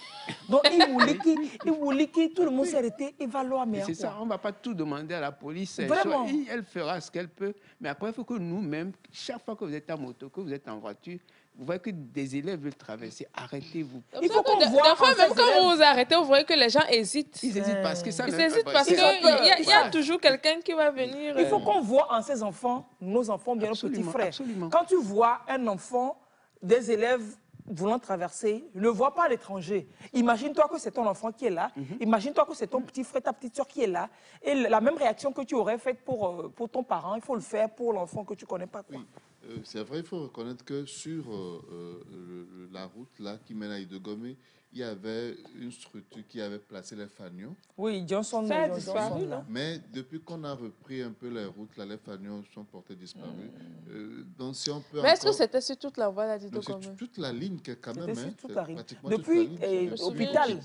Depuis l'hôpital, oui. C'était bien remarquable. Et ça aidait beaucoup. C'est un acte qu'on doit reprendre. Mais c'est qu'il y a quelque chose qui me tient par cœur, c'est-à-dire que quand on parle des élèves, il y a plusieurs catégories. Les enfants du primaire, les collégiens, surtout les enfants de 6e qui commencent par rentrer au collège et autres. Mais que les parents aussi fassent l'effort de ne pas inscrire les enfants dans les écoles qui leur permet de traverser la route. Ce que tu dis là, excuse-moi, si tu habites à Idogomé, si tu ne veux pas inscrire ton enfant, c'est que via les écoles privées. Excuse-moi. Les écoles publiques, collège, ça, c'est du côté droit. Vous m'avez coupé la parole. C'est-à-dire que quand les parents inscrivent leurs enfants, je parle d'enfants, à l'école de l'autre côté de la route, prenez soin d'accompagner vos enfants à l'école. Ne laissez pas les enfants de moins de 12 ans traverser la route. Oui, accompagner, certes. Prenez soin oui, on l'accompagne à l'école le matin. Quand il finit, il doit rentrer à la maison. Mais en même temps, le parent aussi, il avait été à l'école en son temps. Le parent était à l'école, il a fini son école. C'est ça le problème. Le parent a fini l'école. Il doit aller au boulot, il doit... Non. C'est ça le problème. Donc, quand vous dites de ne pas inscrire là, je me porte excusez-moi, si l'un d'entre vous ici ouvre une école et que vous êtes dans le quartier où j'habite, je vais aller inscrire mon enfant ailleurs. Je vais vouloir l'inscrire pas loin dans votre école. Il y a tous ces aspects.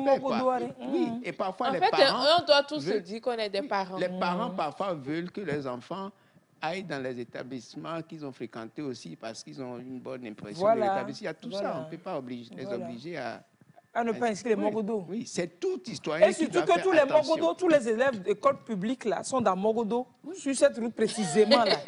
Toutes les écoles publiques sont à Mogodo. Donc, Gracia dit de ne pas aller à Mogodo, d'aller à Monte. Non, ça dit... Bon, peut-être ceux qui ont la chance, c'est peut-être ceux qui sont au lycée technique, mais qui habitent juste à la cité à côté là. Oui, pour eux, ça va, mais... Moi, là où j'ai fait le cours primaire, par exemple, aujourd'hui, c'est une route goudronnée qui passe par là, à Agbalé-Pétogan. Mais ce que je dis, il y a des axes, des routes qui font peur. Il y a vraiment des routes qui font peur. Et quand vous inscrivez vos enfants dans certaines structures, il faut que de prendre les parents eux-mêmes n'ont qu'à prendre des dispositions, rajouter à ce que les usagers de la route aussi moi, et la police... Parce que moi, je ne peux pas aller à l'école, je ne peux pas aller au boulot et me dire qu'à midi, mon enfant va traverser une voie de... L'école là où elle est, par exemple, donne-le un chemin.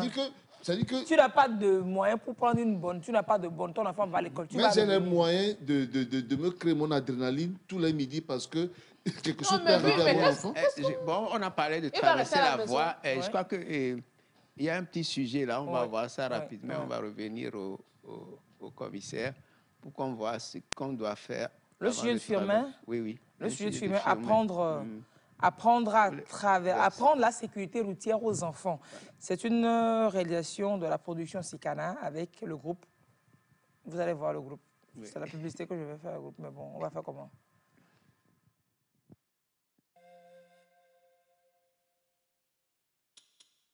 Apprendre à votre enfant à traverser une route prudemment sera l'une des leçons les plus importantes de sa vie.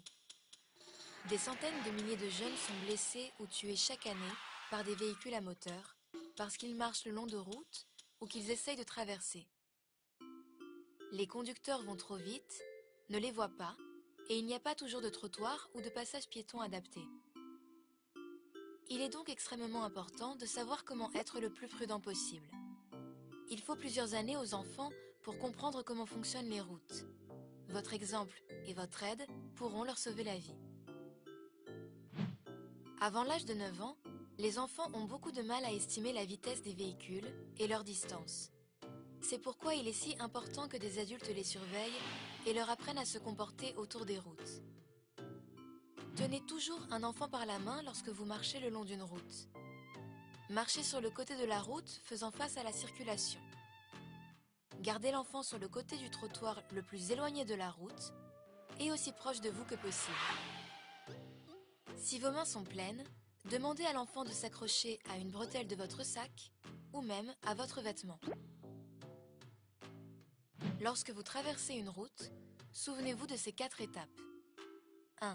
Trouver un endroit où traverser. 2. S'arrêter au bord de la route. 3. Regarder et écouter. 4. Traverser rapidement. Regardons maintenant chacune de ces étapes. 1. Trouver un endroit où traverser. Comment trouver un endroit pour traverser? Empruntez toujours le passage piéton quand il y en a un. Sinon, vous pouvez traverser à un endroit où vous pouvez voir clairement la route des 2 côtés et où les voitures peuvent vous voir.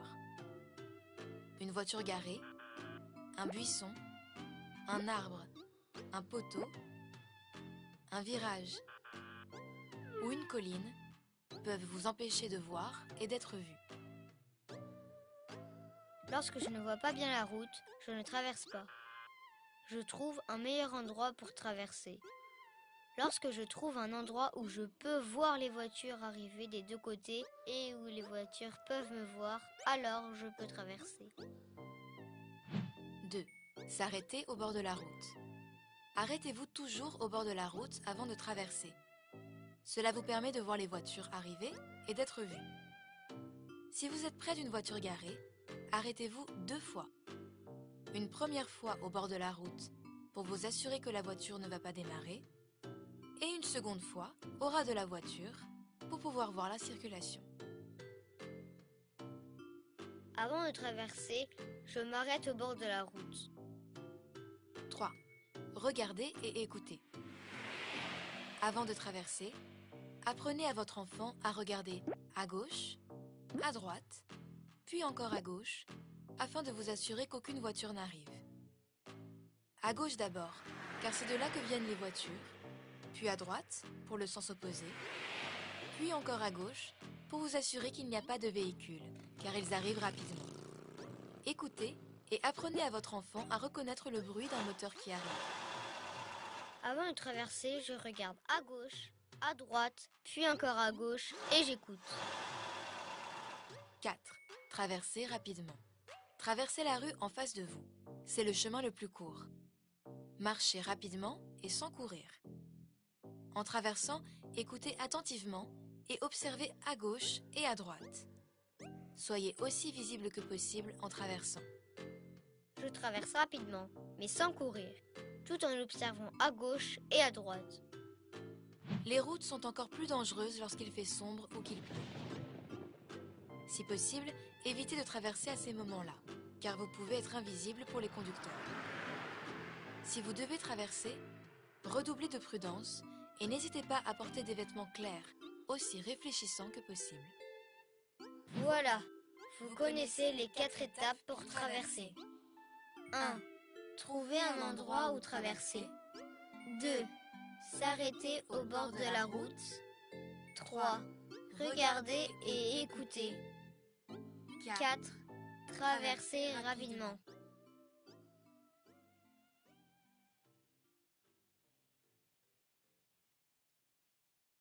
Et ça là, il faut le répéter 1 milliard de fois aux enfants. Et puis, observer et écouter aujourd'hui, observer beaucoup. Oui. Il y a les motos électriques, il y a les voitures électriques qui ne font pas beaucoup de bruit non plus. Bon, il faut pas tout remettre non plus sur le écouter. Il faut observer. Beaucoup observer. Et ça, il faut que les parents eux-mêmes le sachent et le transmettent très souvent. Avant, à l'école, c'est vrai, on a fait prévention routière, non? Avant de traverser la route, je regarde à gauche et je regarde à droite. Oh, bah, Le problème encore aujourd'hui, bon, on va en venir à ce que les parents doivent faire. Le problème aujourd'hui, parfois vous regardez du bon côté et pendant ce temps, c'est quelqu'un qui roule à sens inverse. Les gens font ça régulièrement maintenant, où il y en a qui, sur le trottoir, vous ne prêtez pas attention, ils viennent passer devant vous, tu vois, de façon subite. Il y a les enfants doivent faire beaucoup plus attention maintenant qu'avant, quoi. Aujourd'hui, les gens ne respectent plus du tout le code de la route. Il y a des situations imprévisibles. Quand vous dites de faire attention, vraiment, c'est aussi ne pas avoir le téléphone en traversant. Ne pas être distrait en traversant. Ne pas écouter forcément de la musique à tue-tête. Quand on doit traverser la route, il faut qu'on sache que... Mais il y a on est quoi. C'est pas banal. Celui qui traverse la route, c'est un peu comme celui qui conduit, doit être concentré. Ce n'est pas banal. Oui, il faut qu'on ne soit pas distrait quand on traverse la route. Mais commissaire, est-ce qu'il y a une loi qui réprime ceux-là qui provoquent des accidents, surtout aux élèves en circulation qui... Spécifiquement. Est-ce que c'est une situation aggravante, circonstance aggravante ou comment? Oui. Non, il n'y a pas une loi spécifique, mais puisque l'accident, tout compte fait, c'est un fait involontaire. Un fait involontaire, donc il n'y a pas une loi spécifique. De toutes les manières, lorsqu'un accident se produit, nous, on se base sur les constats. Nous faisons le constat et nous situons les responsabilités. Donc, il n'y a pas carrément... S'il y a un panneau école là-bas et puis tu filais ça fait ton problème. Oui, mais de nos jours, toutes les voies, les routes que vous avez citées, ces routes-là sont construites en fonction de la réglementation. Il y a, par exemple, les passages cloutés. Ce n'est pas encore effectif partout. Oui. Bon, là où c'est effectif, il faudrait que les usagers de la route, notamment les automobilistes et les motocyclistes, puissent observer lorsque ils constatent que les enfants sont sur voilà, on veut emprunter le passage clouté. Ils doivent marquer l'arrêt. Parce que dans ces circonstances, lorsque un accident se produit, c'est la responsabilité entière de l'automobiliste ou du motocycliste. C'est-à-dire que quand quelqu'un veut traverser sur le passage piéton, oui. Là, on ne va pas aller demander, chercher de midi à 14h comment ça s'est passé. Exactement. Toi-même, tu as déjà dit comment ça s'est passé. Exactement. Et aussi, j'allais ajouter qu'il y a maintenant des passerelles qu'on est en train de construire. Donc, on invitera aussi, c'est-à-dire on construit ça. L'habitude de le haut, quoi. En hauteur. Donc, voilà, donc de pouvoir emprunter ces voies aussi pour traverser. Les voies express, là, je voulais ajouter que le piéton est prioritaire. Donc, déjà, s'il y a un accident et l'accident implique un piéton, c'est que toi qui es motocycliste ou automobiliste, immédiatement, tu engages ta responsabilité. En attendant de voir la suite. Voilà, parce que le piéton est prioritaire. Et maintenant, si c'est encore sur passage piéton, c'est fini. Là, c'est ton grave heure est arrivée, ça. Pour toi, eh bien, tu as gagné au jackpot. Mais même sur le passage piéton, des fois, vous êtes en train de traverser, le gars, il va passer derrière, vous taper. Lui, il a chance seulement. Et puis, il avait pris une femme dessus. Il a chance. C'est sûr que j'aurais eu des problèmes aussi. Mais on n'avait qu'à avoir des problèmes ensemble. Je traverse sur le passage piéton. J'ai regardé à gauche. Je traverse sur le passage piéton. Il avait chargé sa moto avec une dame. Mais il fonce sur moi. J'étais déjà depuis... J'arrivais. Donc, il voulait que je passe avant qu'il ne passe. Donc, depuis là-bas, il me dit, ouais, les blabas, il Donc, moi, je prends mon temps, je marche. Le temps que j'arrive à son niveau, il arrive effectivement à mon niveau. Et il voulait foncer sur moi. Quand je lui ai balancé mon sac là, c'est son Dieu qui était avec lui, il n'est pas tombé. Vous imaginez comment on peut faire ça sur le passage piéton, ce n'est pas possible. Moi, j'ai déjà assisté à plusieurs scènes accidents comme ça. sur un passage piéton. Il te tape. Et puis, il tape sur le dos. Des fois, là, vient du pomme. Il te frappe. Oui, le motocycliste qui est là, il te frappe, toi, le piéton. Surtout les élèves, là. Sincèrement, j'ai déjà assisté à il leur font des cocotas, il les tape. Il ne peut pas courir sur le Comment passage piéton. expliquer cette bestialité? Animosité, sauvagerie, barbarie. Il faut reconnaître que vraiment, on donne du fil à retour dans la police. Parce que la police Il y a un minimum que nous devons faire nous-mêmes. Et qu'on ne peut pas avoir un policier derrière pour chaque habitant. Non, ce n'est pas possible. Donc, ce qui fait que moi, sincèrement, quand je vois les dispositions qui sont prises pour la rentrée, je me dis, la police fait de son mieux, mais il faut vraiment qu'on accompagne la police. C'est clair. Vraiment la police ne peut pas être partout. Tout à l'heure, on parlait des parents. Mais, voilà, selon vous, qu'est-ce que les parents doivent faire aussi? Ok, s'agissant des parents, je pourrais dire tout de suite qu'il faut que les parents puissent, ceux qui ont la possibilité d'accompagner les enfants, et qu'ils le fassent, qu'ils accompagnent les enfants de la maison jusqu'à l'école. Et nous-mêmes, en tant que parents, il faut répéter les mesures de sécurité aux enfants à la maison. Il ne faut pas laisser que ce soit seulement à l'école. Il faut leur répéter cela à la maison. Et nous-mêmes, en tant que parents, lorsque nous sommes sur la voie publique, il faudrait que nous respections les feux tricolores. Il faut respecter les feux tricolores. Il ne faut pas violer les feux tricolores. Ensuite, ce qui est important, et nous sommes en train de mettre un accent particulier aujourd'hui, c'est le port obligatoire des casques. Donc, si vous prenez votre enfant à moto, pour l'amener à l'école, il faudrait veiller à ce que vous tous... Vous soyez encadrés à partir d'un certain âge. À partir d'un certain âge. On le dit toujours, on l'a dit depuis, que cette année-là, il faut prévoir le casque dans les fournitures scolaires de vos enfants. Mais à quel âge les casques sont obligatoires pour les enfants? À partir du moment où à partir de l'âge où l'enfant est précieux à l'enfant. La question, c'est pour dire que les casques que nous avons aujourd'hui sur le marché ne sont pas compatibles aussi. Il y a des casques, des parents en ont. Donc, l'enfant porte le casque à partir du moment où il devient important à son parent. Je te promets. Mais je crois qu'on ne doit pas justifier le non-port du casque. Parce que franchement, si ça peut sauver ta tête, ça sauve ton corps, ça sauve ta vie, il ne faut pas hésiter. Excusez-moi. Quand nous, on était petits, je ne sais pas si tu te rappelles, on portait le casque. Quand on te prend, quand un ami te prend, vous portez le casque à deux. Franchement, la démocratie a pris le casque. On ne pouvait même pas imaginer rouler sans casque. C'était systématique. Quand vous êtes deux, oui, c'était systématique. Et même quand tu voyais l'orange, tu n'osais pas passer. Qu'il y ait policier ou pas, parce que tu n'osais pas passer à l'orange avant. Aujourd'hui, on voit le rouge, on passe à vive allure. Tout à l'heure, j'ai encore vu un accident parce que les gars brûlaient le feu. Et ça sert à quoi? Est-ce qu'il est arrivé où il allait là? C'est un peu, quand ça ne vous arrive pas, vous ne voyez pas ce que ça crée comme ennui. Mais celui-là va se retrouver à l'hôpital ce samedi. Mais je crois que toute sa semaine est foutue. Peut-être toute sa vie. Je suis désolé, oui. Mais maintenant, le truc, le comble est que c'est un motocycliste qui brûle le feu tricolore. Et il vient te perdre le temps à toi, qui est dans ton droit. C'était avec une voiture qu'elle a fait le choc tout à l'heure. Elle n'a pas goût maintenant, quoi. Si lui veut mourir, je ne l'empêche pas. Maintenant, pourquoi il va perdre mon temps? Pourquoi il va venir gâter? Comme ça, l'automobiliste, son programme est foutu. Bien sûr. Il faut qu'il aille ici, il va faire ci, il va faire ci, il va faire ça. Tout le monde est descendu. Non seulement ça, mais nous qui passions là, il avait créé un petit embouteillage là. On devait s'arranger pour... Lui seul, parce qu'il va vouloir gagner combien de secondes? Oui. Ses clients vont descendre, les clients... Oui, les dames sont... non, il ne va pas mourir. Le gars à moto ne va pas mourir. Encore. Tu viens à peine de commencer la journée. Il y a des klaxons au niveau des écoles. Comment faire? On va d'abord terminer avec le rôle des parents. Je voulais ajouter ceci pour dire...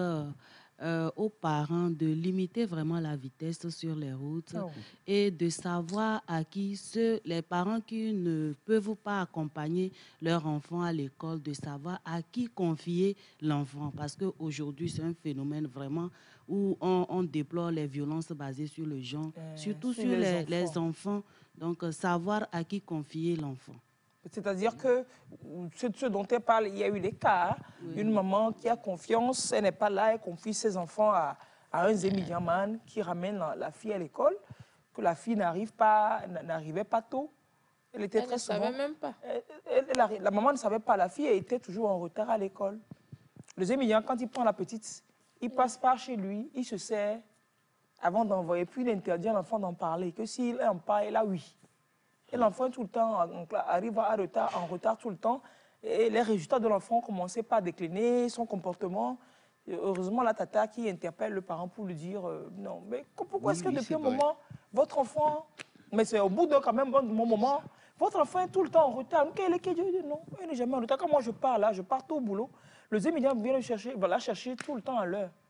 Et de recoupement en recoupement, le zombie, il suce le sang à l'enfant tout le matin quand il prend l'enfant pour envoyer à l'école. Il interdit à l'enfant d'en parler. Donc c'est... Est-ce avoir même un étudiant de prédilection même, est-ce que c'est encore une bonne idée même? Je ne sais pas. Je ne sais pas, c'est... La rentrée qui commence là, c'est... La rentrée qui commence là, c'est vous, les parents, c'est-à-dire que c'est des équations à 1001 inconnus qui sont en train de gérer, quoi. C'est des équations terriblement terribles que les parents gèrent. Aujourd'hui, ce n'est pas parce que ton enfant est un petit garçon que tu le confies à un étudiant ou alors à un conducteur qui est garçon que tu es à l'aise. C'est ça la même... Les choses sont retournées bizarrement, c'est que tout le monde peut tout le monde. C'est-à-dire que c'est... On ne sait même pas, c'est la grâce de Dieu qu'on va implorer. Je ne sais pas comment on va faire même ça.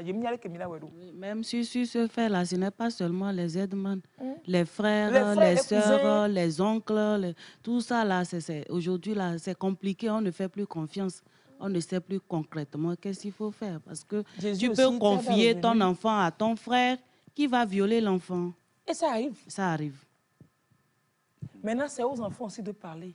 Que quand quelqu'un te fait quelque chose et la personne te dit, si tu en parles, tu vas mourir, ébloué. Ah ben, faut que les parents aussi mettent déjà l'enfant en confiance. C'est ça, il faut que les parents créent ce lien avec l'enfant, mettre l'enfant en confiance. Parce qu'il y a des enfants qui ont essayé, mais le parent a dit non, c'est faux. Bluffier. Tonton Mathieu, on est coup de moi, c'est un bon.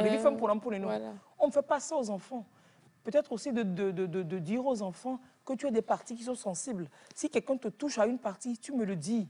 Si quelqu'un, qui fut-il, que ce soit même ton papa ou bien ta maman, te touche au sein de manière bizarre, ou bien aux fesses pour les filles, et les guinons, et la cotana, et pas cotana, ou le tonton du quartier, ou bien de la maison là. Et à nos vies, quand quelqu'un te fait ça, viens me dire ça. Quand tu es un garçon, quand un gars ou bien une fille te touche les parties intimes, on leur apprend les différentes parties sur le corps, là où c'est intime, là où c'est pas autorisé que quelqu'un d'autre touche. Si quelqu'un te fait ça, dis-moi ça. On met l'enfant en confiance comme ça. Si des gestes comme ça arrivent, l'enfant peut communiquer avec le parent et éviter que le pire n'arrive, quoi. C'est pas facile d'être parent, hein. Moi, je ne savais pas. Et à part ça aussi, dire aux enfants de ne pas suivre les inconnus. Voilà. Dire aux enfants de ne pas suivre les inconnus parce que les phénomènes de kidnapping. Eux aussi vont faire leur entrée. Les inconnus aussi, les bandits aussi font leur entrée. Oui, mais est-ce que les établissements vous sollicitent parfois pour certains problèmes, les chefs d'établissement? Oui, sur ce point, il faut dire qu'un travail est bien fait. Au jour d'aujourd'hui, la police de proximité a fait ses preuves. C'est-à-dire qu'il y a une confiance entre la police et la population. Les établissements scolaires, les responsables des établissements scolaires approchent souvent les commissariats des arrondissements pour dénoncer certaines situations, notamment la consommation des drogues à l'école. Donc peut-être que les enfants, on va constater qu'au cours de la journée, vers 9h, comme ça, après la récréation. Des drogues par les élèves? Voilà, oui, bien sûr. Bien sûr. J'allais en venir quand on demandait les conseils aux enfants, leur dire de ne pas prendre des bonbons, des toffees que leurs camarades leur offrent. Les jus. Ou alors que quand tu es malade, tu te dis, un camarade te dit, j'ai un comprimé, je vais te passer. Il faut dire aux enfants de ne jamais prendre de comprimé d'un camarade quel qu'il soit. Si l'école n'a pas d'infirmerie, mais même ça encore, certains parents n'aiment même pas que l'enfant prenne les comprimés de l'infirmerie. L'infirmerie de l'école va te donner des médicaments. Si ce n'est pas l'infirmerie là, viens à la maison. Ou bien lui-même, il a peut-être des médicaments dans son sac. Sur lui. Peut-être un médicament pour le mal de tête, si pour le mal de ventre. Voilà, vous pouvez lui mettre ça dans le sac. Les camarades piègent leurs camarades, leurs enfants avec des petites drogues, des petits comprimés qu'ils donnent. Ne prends jamais de comprimés. Les responsables d'établissement viennent vers vous pour signaler ces cas? Oui, bien sûr. Bien sûr, au cours de l'année, si on fait le point, il y a beaucoup d'établissements qui nous approchent pour qu'on puisse mettre des dispositifs pouvant permettre de détecter ces genres de trucs pour mener des enquêtes. Et on interpelle le plus souvent donc de groupes d'enfants qui s'adonnent à ça. Donc, au lieu parfois de venir à l'école, ils se livrent à l'école buissonnière. Voilà, ils restent donc dans la rue, dans la brousse, et ils consomment la drogue, et puis après, tout retourne à la maison. Voilà. Et les parents ne savent rien pendant ce temps. Il y en a qui ne savent pas. Souvent, il y en a qui ne savent pas. Je voulais dire que oui, les établissements, les chefs d'établissement, ils viennent vers nous. Soit nous-mêmes, si on constate dans nos rondes, nous-mêmes, on peut aller aussi vers eux. Comme l'a dit le divisionnaire tout de suite, il y a la police de proximité qui a fait vraiment ses preuves. Et nous allons vers eux. Il y a de ces élèves-là qui consomment la drogue. Soit quand ils finissent de consommer, ils sont vraiment dans un état pas possible. Ils viennent chercher querelle aux autres. Ceux qui sont en classe, ceux qui sont vraiment disposés à suivre les cours. Et ça devient de la bagarre. Souvent, on est alerté pour ces cas-là aussi et on intervient. Je voulais aussi demander aux parents d'élèves de donner leur vrai nom aux enfants. Parce que... C'est pas papa et maman. Non, c'est pas papa et maman. Comment s'appelle ta maman? Dernièrement, j'ai eu un cas comme ça, un petit enfant qui vient. Et on a retrouvé l'enfant et on lui demande le nom de son père. Il ne connaît pas, il avait 11 ans. Mais il ne connaît pas le nom de son père, il ne connaît pas le nom de sa maman, il ne connaît pas le numéro de téléphone. Et c'était vraiment difficile pour qu'on retrouve. Par la grâce de Dieu, au moins, il connaissait le quartier et il connaissait une école. Il nous a donné le nom de l'école et ça nous a permis de le ramener à la maison. Donc vraiment, c'est très important. Donner le vrai nom à l'enfant. Et non, papa, maman, le numéro de téléphone. Les enfants qui sont un peu âgés, au moins donner le numéro de téléphone. Ou alors écrire ça dans un cahier. Dans un cahier. En cas de ou alors mettre sur un papier dans le sac et vous lui dire, lui expliquer que ça peut arriver. Laissez content, et puis je profite pour lire le message d'un téléspectateur qui n'est pas encore. Peut-être que c'est un nouveau. Bienvenue dans la famille. Il vient de découvrir mon neveu à la télé, il est choqué. C'est cool l'émission, mais juste que l'animatrice mélange trop les V. C'est une émission animée en français, mais quand même. Donc, prière, s'il vous plaît, l'animer purement en français. Le nom même de l'émission. Merci pour votre compréhension. Le balade n'est pas parce qu'on ne parle pas l'osso, sinon. C'est parce que je ne comprends pas très l'osso. Mais des fois, il m'arrive de dire massacre en paix. Des fois, il m'arrive de dire Megbe et compagnie. Des fois, il m'arrive de dire hey, mon homme, c'est non, c'est Biwa, Balak retourner à school lundi. Mélange hétérogène. Mélange, il n'y a pas.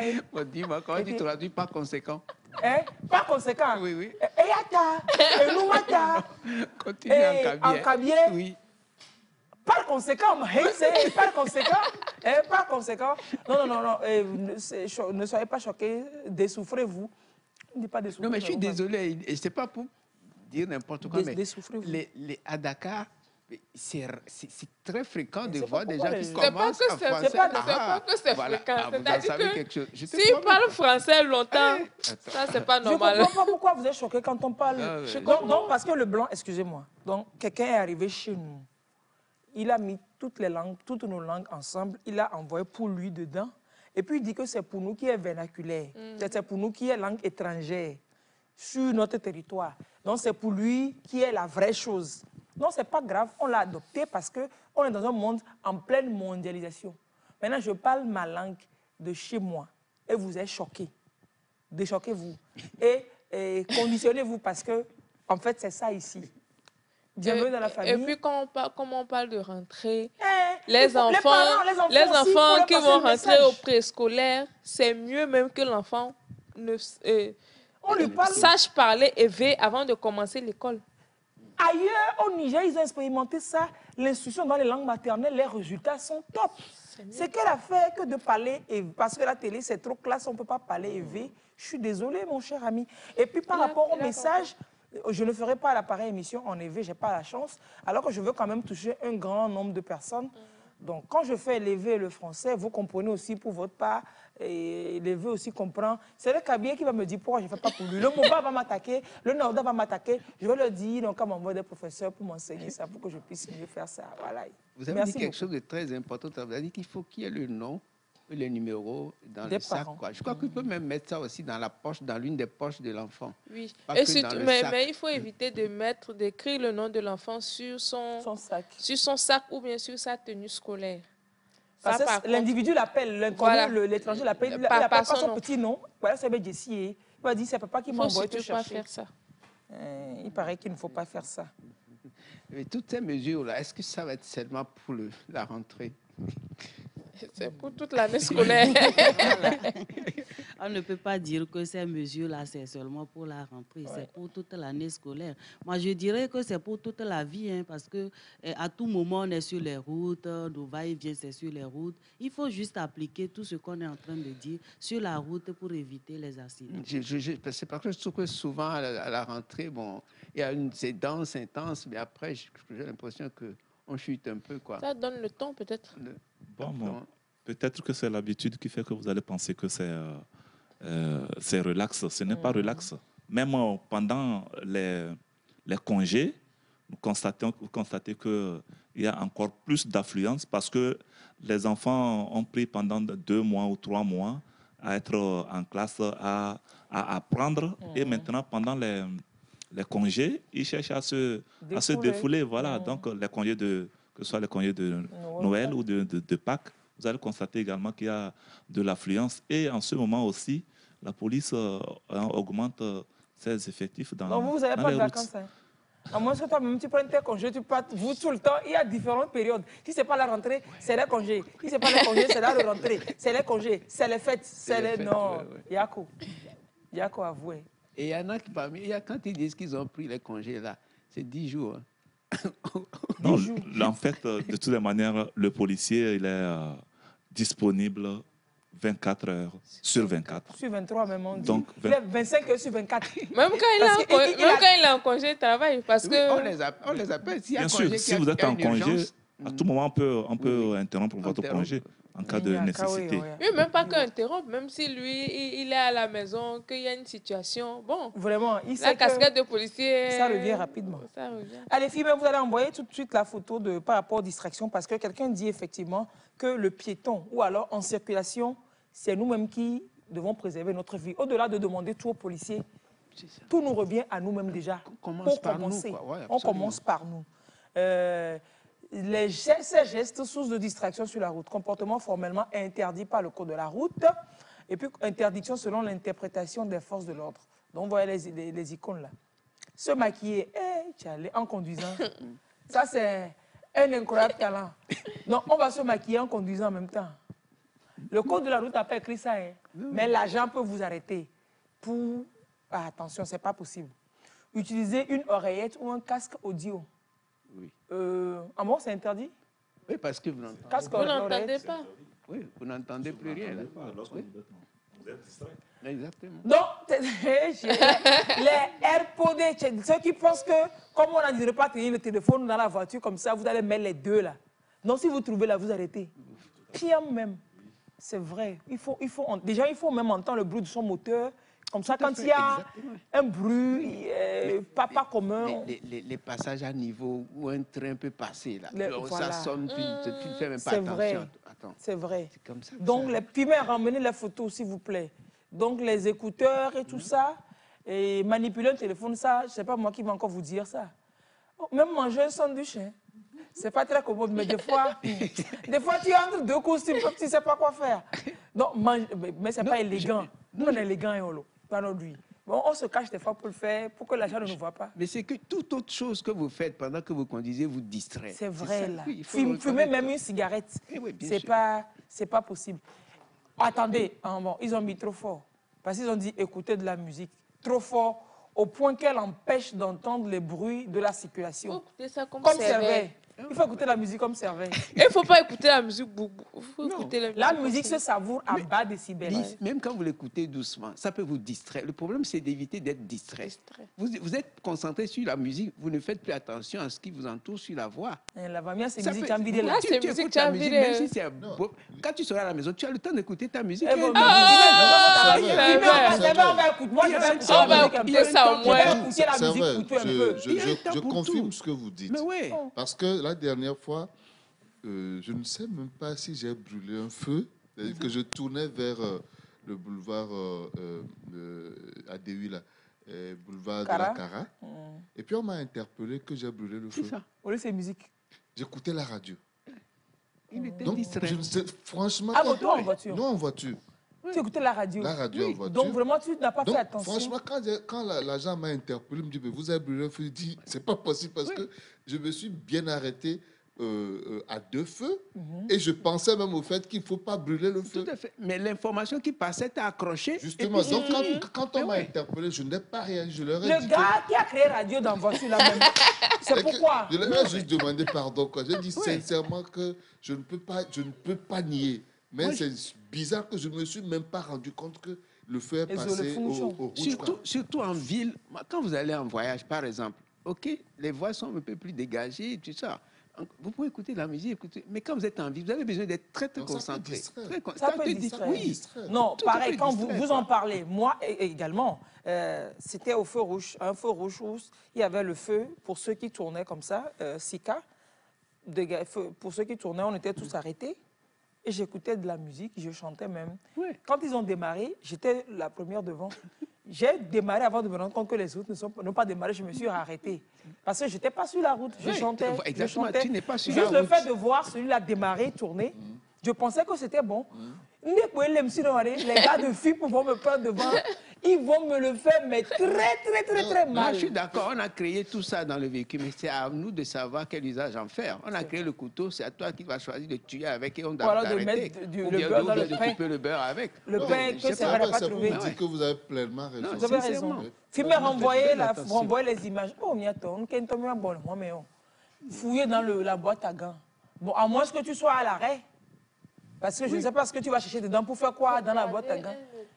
Regardez, là, les gens ont des écrans. Il y a des voitures avec télé devant. Non, le conducteur regarde télé. Il suit mais là, en principe, c'est derrière le non, siège. C'est donc quoi, fait que radio allait. Et maintenant, il joue la musique là, c'est pas que audio, il suit le clip dans la voiture en conduisant. Oui, c'est clair, se maquiller, on a fait le tour. On a fait le tour. C'est vrai que c'est sous de distraction, pas que pour celui qui conduit, pour celui qui est aussi, on l'avait dit, pour le piéton également. Il regarde TikTok. Il marche, il veut traverser la route, et les codes TikTok qu'il y a sur son moment. Et il faut qu'on se dise quoi. Aujourd'hui, on a tellement de choses qui nous tentent, qui nous distraient. C'est à nous de savoir nous retenir, nous contenir, quoi, pour éviter certaines choses. Cela dit, est-ce que les mairies, vous collaborez, les mairies vous appellent parfois ou bien maintenant aujourd'hui qu'on est décentralisé? Décentralisé. Il faut saluer vraiment le travail des mairies qui font un bon travail. Il y a beaucoup de mairies qui implantent des panneaux à l'entrée des établissements scolaires pour signaler donc la présence d'une école. Et puis, il y a aussi des voies de dégagement qu'ils tracent. Donc, ça permet aussi de mieux stationner ou bien de se garer. Parce qu'il faut retenir que si vous prenez la ville de Lomé, il y a les encombrements de la voie publique. Vous allez constater que certains, pour aller garer, ils mettent un pneu sur le trottoir et l'autre partie reste sur la chaussée. Mais déjà, c'est une grave erreur parce que la personne ne connaît pas. Donc, bon, pas que la personne ne connaît pas, c'est une infraction telle que vous venez de le dire. Et là, c'est l'embarras de la voie publique. Lorsque vous laissez une partie de votre véhicule sur le trottoir, où est-ce que le piéton va marcher? Il va faire glama. Voilà, c'est ça, ce sont des choses. Et les voitures aussi qui viennent sur la chaussée donc, vont causer donc, des accidents. Donc les mairies nous aident dans tout ça là pour désengorger, n'est-ce pas, les voies. Hein. Donc il y a beaucoup de travail qui se font. C'est clair. Hey. Donc pour celui qui demande, bon, c'est pas dans le sujet, mais un téléspectateur a voulu savoir, les nouveaux cahiers, là, on les trouve où? Aux couvertures, les couvertures avec les emblèmes, c'est pas encore disponible. Nous, on a fait le tour, c'est pas disponible. Les imprimeurs ont promis le faire soit au cours de l'année ou bien pour la rentrée prochaine. Quel qu'en soit le cas, pour la rentrée prochaine, ce sera effectif. Vous avez fait un sujet là-dessus. Oui, on a fait un sujet dessus. On l'a diffusé encore samedi dernier, non? On n'a pas diffusé. On l'a rediffusé. Je pense qu'on l'a diffusé samedi dernier ou bien dit. Bref, Les cahiers ne sont pas encore disponibles. Merci, Servet, et à toute l'équipe de la police pour le sujet, pour le très beau sujet qu'on a fait sur ce sujet-là. Oui, le sujet. Pour le sujet qu'on a fait sur le sujet-là. C'est cool. Je vais faire un peu le tour des messages. Oh, arrêtez là. Tu sais, je connais ce message-là. Nous, qu'allons-nous faire pour nous les parents qui avons 3 enfants sur la moto? Déjà, 3 enfants, tu es en surcharge. Et puis, il faut déjà que la surcharge soit sécurisée. Il faut que les 3 aient casque. Et puis, en plus de surcharge, c'est-à-dire que... Tu vois, le drame aujourd'hui, c'est que toutes les horaires... On demande la clémence des forces de l'ordre. Puisque les casques même sont plus grands que la tête des enfants. La mort n'a jamais été clémente quand nous faisons des conneries, quoi. Qu'on arrête ça, quoi. Et c'est parce qu'on a fait trop d'erreurs et les erreurs ont duré. Oui. On croit que c'est la norme. C'est la norme. Aujourd'hui, ils nous disent qu'ils sont à 3 sur une moto, à 4 sur une moto. Est-ce que c'est devenu tellement banal qu'on pense que c'est normal? Maintenant, Sodiao, donnez-nous une idée. J'ai une moto, j'ai un enfant qui a 8 ans, hein? J'ai un enfant qui a 6 ans et j'ai l'autre qui a 4 ans. J'ai une moto. Je veux sortir avec eux pour aller. Je vais les amener à l'école, les 3. Je fais comment pour aller à l'école avec les 3? On va à pied ou bien, comme ils ne sont pas très gros là, dans notre famille, on n'est pas gros habituellement. On est des petites corpulences. Donc vraiment, voilà, si nous 3, on est assis sur la moto, non, si moi-même, avec les 3 enfants, on est assis là. La moto il va même laisser la place. La maman même peut s'asseoir. C'est-à-dire que dans la famille, on n'est pas gros. Maintenant, comme on va aller à l'école là avec les enfants, non, on ne va pas prendre maman, sinon on va faire surcharge. Donc moi seule là, je vais prendre les 3. Juste, tu sais, la petite de 4 ans là, elle peut rester devant moi comme ça. Mais les 2, je te dis que même quand les 2 restent là, il y a encore la place sur le siège. On peut faire ça, policier? Non, ce n'est pas possible. Ce n'est pas possible. Ce qu'il faut faire, c'est qu'on peut amener la grande à l'école et après revenir chercher les autres. Donc, on va faire plusieurs voyages. Mais oui, il faut se lever tôt. Donc, on a fait plusieurs enfants, on va faire plusieurs voyages. Ça a un prix, je suis désolé. Ça a un prix. Cette histoire-là, je vais parler au nom des policiers. Non, sincèrement, quoi. Parce qu'on leur donne du fil à retordre. C'est-à-dire des choses simples, on les complique et après, on les met devant des situations compliquées, quoi. Parce que, une moto, un accident, oui, c'est pas fait pour ça, je suis désolé. C'est toute la famille qui toute la famille qui s'en va. C'est toute la famille qui a tes 3 enfants et toi, tu mets tous les œufs dans un même panier comme ça. J'ai vu, avec mes yeux, ce qu'on appelle vue. C'est-à-dire qu'un enfant de moins de 2 ans, un nourrisson au dos, le deuxième doit avoir moins de 2 ans et le troisième autour de 3 ans, 4 ans. Sur une moto avec la maman les a attachés. Les 3. Et à 1 heure de pointe, je vous dis. Par exemple, supposons que la maman, elle est au dos, elle travaille, elle est à moto et elle laisse tous ces petits-enfants-là chez grand-maman. Au retour, elle va les chercher. Oui. C'est ça, le problème, c'est que... À 1 heure de pointe, je vous dis. Le problème, c'est que souvent... les enfants ne sont pas indépendants pour prendre une moto seule. Mais on peut prendre un taxi, arrêtez ça. Elle a une moto, là, ça ne veut rien dire. L'accident vous coûtera plus cher que le taxi. En fait, ce que je veux dire, c'est que souvent, quand les enfants sont en bas âge comme ça, la garde, quand les parents travaillent, c'est souvent la mère, cette charge-là incombe qu'à la mère. Les enfants aussi, ils ont un père. C'est ça.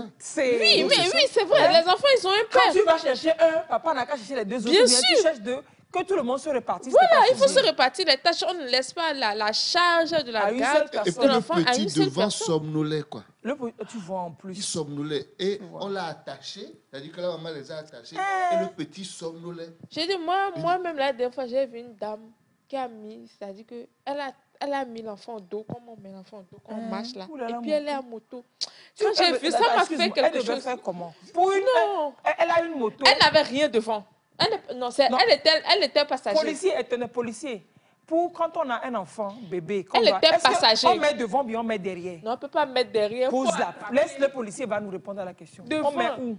L'enfant reste toujours devant et non derrière. Voilà. Donc, quand tu es à moto, tu mets l'enfant devant en kangourou. Maintenant, quand tu es même passager, et que tu as un enfant qui est portant un bébé, il est devant ou bien. Voilà. Parce que derrière, quand vous le mettez derrière, la moto, je ne sais pas, vous pouvez tomber dans un trou, je ne sais pas, la moto peut faire un geste, et puis le pack va se détacher. Tes mains ne peuvent pas avoir l'enfant quand il est derrière. C'est mieux d'avoir l'enfant, tu le protèges devant.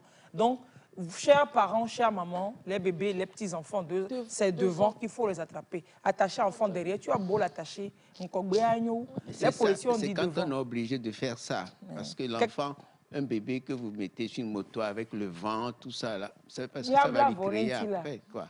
Quelqu'un dit aller à pied, c'est mieux. Pour le parent qui a plusieurs enfants, il dit aller à pied, c'est mieux. Il n'a pas tort. Je crois qu'il faut rappeler aux usagers de la route qu'il y a une vitesse maximale en agglomération qu'il faut respecter. Alors, mais il y a trop d'indiscipline sur la route.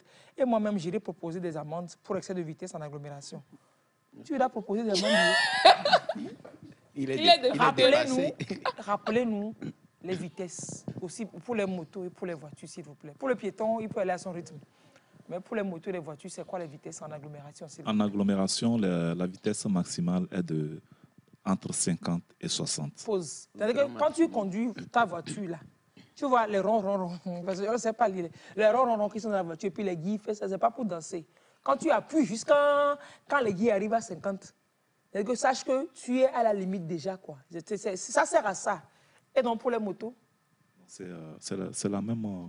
50, 60. Donc quand ça arrive là-bas, même les motos, là, quoi, moi, tableau, c'est pas joli seulement. Ça sert à quelque chose. Quand tu gazes jusqu'à... Les guilles vont jusqu'à 50, les guilles vont à 60. Il faut savoir que c'est bon, tu es à la limite. À ce rythme, s'il y a un obstacle devant toi, tu peux freiner et puis il n'y aura pas de choc. Et quand il y a même un choc, le choc n'est pas très, très violent. 50, 60. Tableau là, il faut lire sur ça, ça sert à ça. Oui, c'est vrai cette histoire d'excès de vitesse. Et puis quand vous voyez des gros camions qui roulent vite, c'est pas la peine. C'est très dangereux, quoi. C'est pas la peine. Leurs freins ne sont pas des freins, je sais pas, hein, qui freinent tout le temps facilement, quoi. Oh, ça freine même pas. C'est l'individu qui l'aide à freiner. Ils ont Et ça aussi, c'est alors, quelqu'un nous donne l'exemple du Sénégal. Au Sénégal, les mairies font former leur personnel pour aller sur le terrain avec les policiers aux heures de pointe. La collaboration que vous faites avec les mairies. La commissaire vous a dit quelque chose avant. Ça peut servir à ça, oui, la commissaire. Oui, je voulais parler des jeunes garçons. Ça peut être des élèves, des étudiants sur la route à moto qui slaloment souvent. C'est pas possible. Donc, comme ils ont casque là, c'est à fini. toute vitesse, il ne fait que slalomer sur la route. Lui, comme ça, à terre, c'est qu'on ne prend pas. C'est pas compliqué. Donc, les gens pensent que tu as le casque, c'est talisman anti-accident. Tu as le casque sur la tête, c'est fini. Tu peux même voler avec la moto. Je dis que tu fais toutes les gymnastiques. Slalomer, là, si vous ne comprenez pas, c'est que tu fais comme tu joues game sur ton téléphone, là. Et tu fais hue, tu passes ta voiture, tu fais hue, tu fais hue. Comme dans les films. Comme dans les films, là. Les cascadeurs, là. Je trouve ça enfantin, quoi, franchement. Sur une voie, ben, vous avez autre chose à faire que ça, quoi. Enfantin, moi. Oui, c'est vraiment enfantin. Je suis désolé, quoi. Lui, il a te montré comment... Allez, j'aimerais appuyer certains propos des conducteurs de moto qui manipulent le téléphone portable en pleine circulation. Hier soir, je me suis fait rabrouer comme ça par un motocycliste. Il était devant moi, il était sur son téléphone. Et le téléphone, il avait un guidon. Et puis, il traînait sur la route. J'étais derrière. C'est que c'est pas possible, quoi. Non, j'ai klaxonné, j'ai tout fait pour passer. Il dit, oh, tonton, pour l'emoji, il va aller. On va se retrouver à Nambaïa. Mais pardon, celui qui va te gérer ton cas, il est derrière. C'est pas moi, je suis parti. Donc, à moto. Et les enfants et les parents doivent avoir un mot de passe. Même si on envoie quelqu'un les chercher dans leur insouciance, faire qu'ils soient capables de donner le mot de passe. Au cas contraire, retour à l'établissement et signaler vite au professeur. C'est pas faux. C'est des astuces qu'on peut mettre en place entre parents et enfants. Que si j'envoie quelqu'un te chercher, la personne doit prononcer le mot, tel mot, et l'enfant connaît le mot là. Et on l'habitue peut-être au mot. Il faut éviter ça. Il faut éviter ça et avoir des personnes clés qui vont aller chercher l'enfant. Par exemple, vous dites à l'enfant, il y a tel nombre de personnes qui peuvent venir te chercher. Si ce n'est pas moi, c'est ci. Et vous dites aussi à la maîtresse, au gardien de l'établissement, parce que des fois, il y a des gardiens qui ont les enfants en tête, que c'est telle personne qui peut venir chercher l'enfant. Donc, même quand le gardien vous voit, il sait en même temps quel enfant est-ce que vous venez chercher. Au cas contraire, s'il y a une urgence, appelez l'établissement. Ouais, que au lieu de il y a certains établissements qui font ça, il y a certains établissements qui font ça. Si ce n'est pas la personne habituelle, confirmée qui vient, on appelle le parent. On te remet pas ton enfant. On doit appeler pour que tu confirmes d'abord. Il y a des écoles qui font vraiment, vraiment ça aussi, c'est pas faux. Super. Super. Merci. Super. J'essaie de faire un peu le tour de vos réactions. Non, concernant ça aussi, les policiers peuvent nous donner des astuces pour la sécurité des enfants. Voilà. Vous devez en avoir plein. Pour la sécurité des enfants, je pense qu'on a fait un peu le tour. Par exemple, le fait de dire que l'enfant, lorsque quelqu'un s'approche de l'enfant, et l'enfant c'est un inconnu qui s'approche de l'enfant, que l'enfant n'accepte pas de le suivre. Il faut crier même. Voilà. Donc, il ne faut pas que l'enfant accepte, surtout cet aspect-là, il est très important. Voilà. Et puis, j'ai regardé une vidéo la dernière fois, c'est dans un pays américain, je pense que c'est aux États-Unis, je crois. L'enfant, il était suivi par quelqu'un. Il avait l'impression que la personne voulait le kidnapper. Donc, il est rentré dans une boutique et il a dit à la dame, faites comme si vous étiez ma mère. Tu vois. Donc, l'enfant, il a commencé par parler avec la dame. Le monsieur, il s'est arrêté dehors. Quand il a vu que l'enfant était en train de converser, il est parti. Voilà, c'est quelque chose qu'ils ont tourné quoi, pour sensibiliser.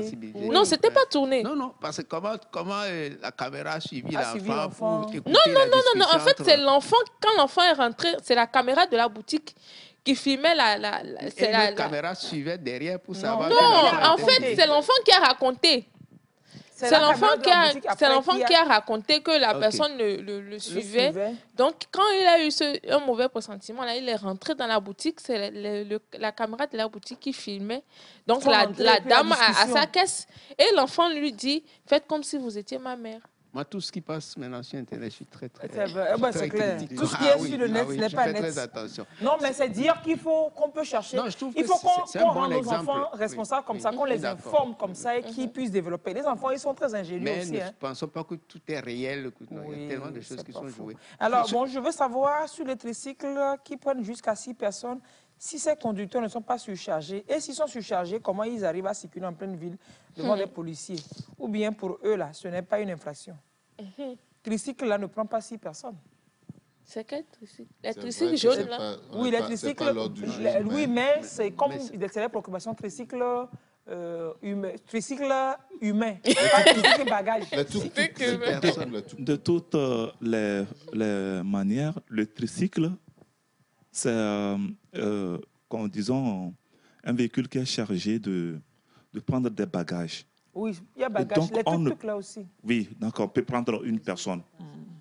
On ne peut pas prendre des personnes dans le porte-bagages. Non, les tricycles passagers, en fait, on dit. Les tricycles passagers, là, les tuk-tuk. Les jaunes, ok. C'est 3 derrière. Normalement, ça ne vient même pas en ville. Non, en fait, ces tricycles-là, ce ne sont pas vraiment... Bon, moi, ceux qui rentrent même là, je me demande s'ils n'ont pas peur pour leur vie. Parce que c'est quelque chose qui ne pèse pas. Moindre chose, là, ils sont à terre. C'est les concessionnaires qui vont être fâchés contre vous ici. À tout moment, bon, les gens empruntent et ils sont vraiment à l'aise. Et eux-mêmes, là, ils se bousculent pour se serrer là-bas. Non, mais ça, là, c'est surcharge. Oui. Et c'est amendé même. Oui, ce n'est pas peu. Mais c'est arrêté carrément. Ce n'est pas peu. Elle ne sait même pas comment. Il y avait une opération sur la route de Djaglé. La police avait arrêté, je ne me rappelle plus l'année, mais on avait quand même mis à la fourrière plusieurs de ces véhicules parce que le devant, ils ont fabriqué des bancs, des tabourets devant pour prendre deux en plus du conducteur. La bêtise. Donc, ils sont plus chuchés qu'une voiture, en fait. Et maintenant, le comble, c'est que les concessionnaires sont en train de fabriquer des sièges devant. C'est-à-dire que maintenant, sur les tricycles qui arrivent, c'est carrément 3 places devant et 3 derrière. La bêtise. La grosse bêtise. Des bêtises en bêtises. Vous avez parlé tout à l'heure, messieurs les commissaires, des petits problèmes, pas des petits, que les élèves posent parfois à ceux qui disons, la délinquance scolaire, si je peux m'exprimer ainsi. Et souvent, est-ce que il y a plus de garçons que de filles ou parfois il y a des filles aussi? C'est son histoire de les femmes ont sauvé le monde. Ah non, sincèrement, les femmes doivent sauver le monde. Il y a qu'elles pour sauver le monde. Merci, Servais, pour la question. Par rapport à moi, mon expérience, j'ai beaucoup affronté les garçons que les filles. Toutes les fois qu'on nous a appelés, c'est en fait les faits des garçons. Voilà, donc ça dépend aussi de chaque localité. Peut-être chez quelqu'un d'autre ou dans la zone de quelqu'un, ce sont les filles. Mais chez moi particulièrement, j'ai eu affaire avec des garçons que des filles. Donc à Forever, là, vraiment. C'est toujours nous les garçons. C'est vous les garçons. Oui. Et les filles doivent être là pour nous vous orienter, nous redresser. Donc quand les filles brûlent le feu tricolore, j'ai mal au ventre. Il maigrit, il perd du poids. Il perd du poids. Pour les questions de sujet des enfants sur les motos, je pense que le gouvernement doit faire plus d'efforts pour diminuer les prix des voitures, plus que les 30% pour que les familles puissent en procurer les voitures qui coûtent trop cher pour notre niveau de vie. On va diminuer le prix des voitures. Les taxis, non, je vais lui apporter une bonne information. Il y a des voitures au port là. L'Office togolais des recettes, il fait dépréciation sur les dédouanements à 30% actuellement. Donc, mais le prix de la moto, ça peut acheter une voiture, non? De faire plus que les 30%. Oui, cotiser encore plus. D'ici peut-être 1-2 ans, on va vérifier. Non, mais le coût des motos aujourd'hui, normalement, vous pouvez vous acheter un véhicule. Une petite voiture. Les motos, il y a des motos qui vont au million. Aujourd'hui, à Lomé, des petites... Maintenant, après, ce n'est pas une affaire de voiture. Tu as la voiture, il faut acheter carburant, il faut... Bon, il y a des véhicules qui ne consomment pas beaucoup, non? Mais ça consomme quand même. Quel qu'en soit le cas, chercher la pire oui, vous pouvez dire la moins pire des solutions pour la sécurité. De toute façon, quand on a des enfants, il faut faire des sacrifices. C'est clair. Mais oui, c'est si ça. On ne peut pas... On peut prendre un taxi, descendre et marcher à l'école, ou alors on peut marcher. Ne nous mettons pas en danger. Et quel que soit le coût de ce qu'on appréhende, l'accident coûtera toujours plus cher que ce que l'on veut investir à la base ou bien servir. Moi, c'est ça mon problème. La voiture, ce n'est pas un luxe, c'est un moyen de déplacement. Quand on a des enfants, ça appelle des sacrifices, quoi. Mais commissaire, Mikpa, oui. Quel message vous allez encore nous laisser? On a fini, hein. Mais on va commencer par commissaire Badaka, commissaire du 2e arrondissement. Oui, c'est pour appeler à la vigilance non seulement des parents d'élèves, des enseignants et même des élèves pour cette rentrée scolaire. Et je profite de l'occasion pour saluer mes chefs, saluer le ministre de la Sécurité et de la Protection civile, les directeurs, le DGPN, les directeurs, tous mes chefs qui m'ont permis d'être ici et tous ceux qui le font pour vraiment la sécurité de la population togolaise. Merci. Merci beaucoup, mon commissaire. Commissaire divisionnaire Babarim, commissaire central de la ville de Lomé, s'il vous plaît. CCL. CCL, c'est le CCL. Merci, Lys. D'abord, il faut remercier la TVT qui a permis qu'à travers ce plateau, on puisse passer un message à l'endroit de la population togolaise, surtout à l'entame de l'année scolaire 2023-2024. Donc, nous espérons que les messages ou bien les rappels des dispositions du code de la route que nous avons évoqué ici, que chacun puisse s'approprier et les mettre en pratique. Et je profite, comme l'a dit Madame le commissaire, remercier Monsieur le ministre de la Sécurité et de la Protection civile, Monsieur le directeur général de la police nationale également, pour nous avoir permis donc, de venir partager quelques éléments de réponse avec vous. Merci beaucoup. C'est nous, nos vieux. Merci beaucoup. Merci infiniment. Non, ça va, merci. Merci, mes commissaires. Et bonne rentrée à tous les élèves. Bonne rentrée à nous tous. Oui, et bonne rentrée surtout. À nous franchement, tous. Oui. Tous les parents. Et les usagers qui fassent attention quand ils voient des groupes d'élèves qui s'arrêtent, franchement. Oui. C'est clair. Arrêtons. Bonne rentrée à puis on va finir. La mère d'une multitude. C'est ça. Et puis on va finir par le message, j'adore. N'essayons pas de tout justifier par notre pauvreté. Merci. On doit aussi être intelligent malgré tout. Merci. Et puis, même On peut être pauvre, mais ne soyons pas bêtes. Désolé. Merci beaucoup. Ça, j'ai aimé. Un bisou à toi, chers téléspectateurs. Et merci à tous ceux qui ont réagi. Oui, c'est un homme marié. Passez un très bon samedi. À demain. Au revoir. Bye bye. Le meilleur cadeau à ramener à la maison, c'est de rentrer sain et sauvé. Oasis Musique, la force de la patience. Il faut l'ingénieur, il gêne à mon mec, les sous-souvets. Il dit oh la doulou, mais il faut l'ingénieur, il n'a ton mec, les sous-souvets. Il y a trop bon et trop mais.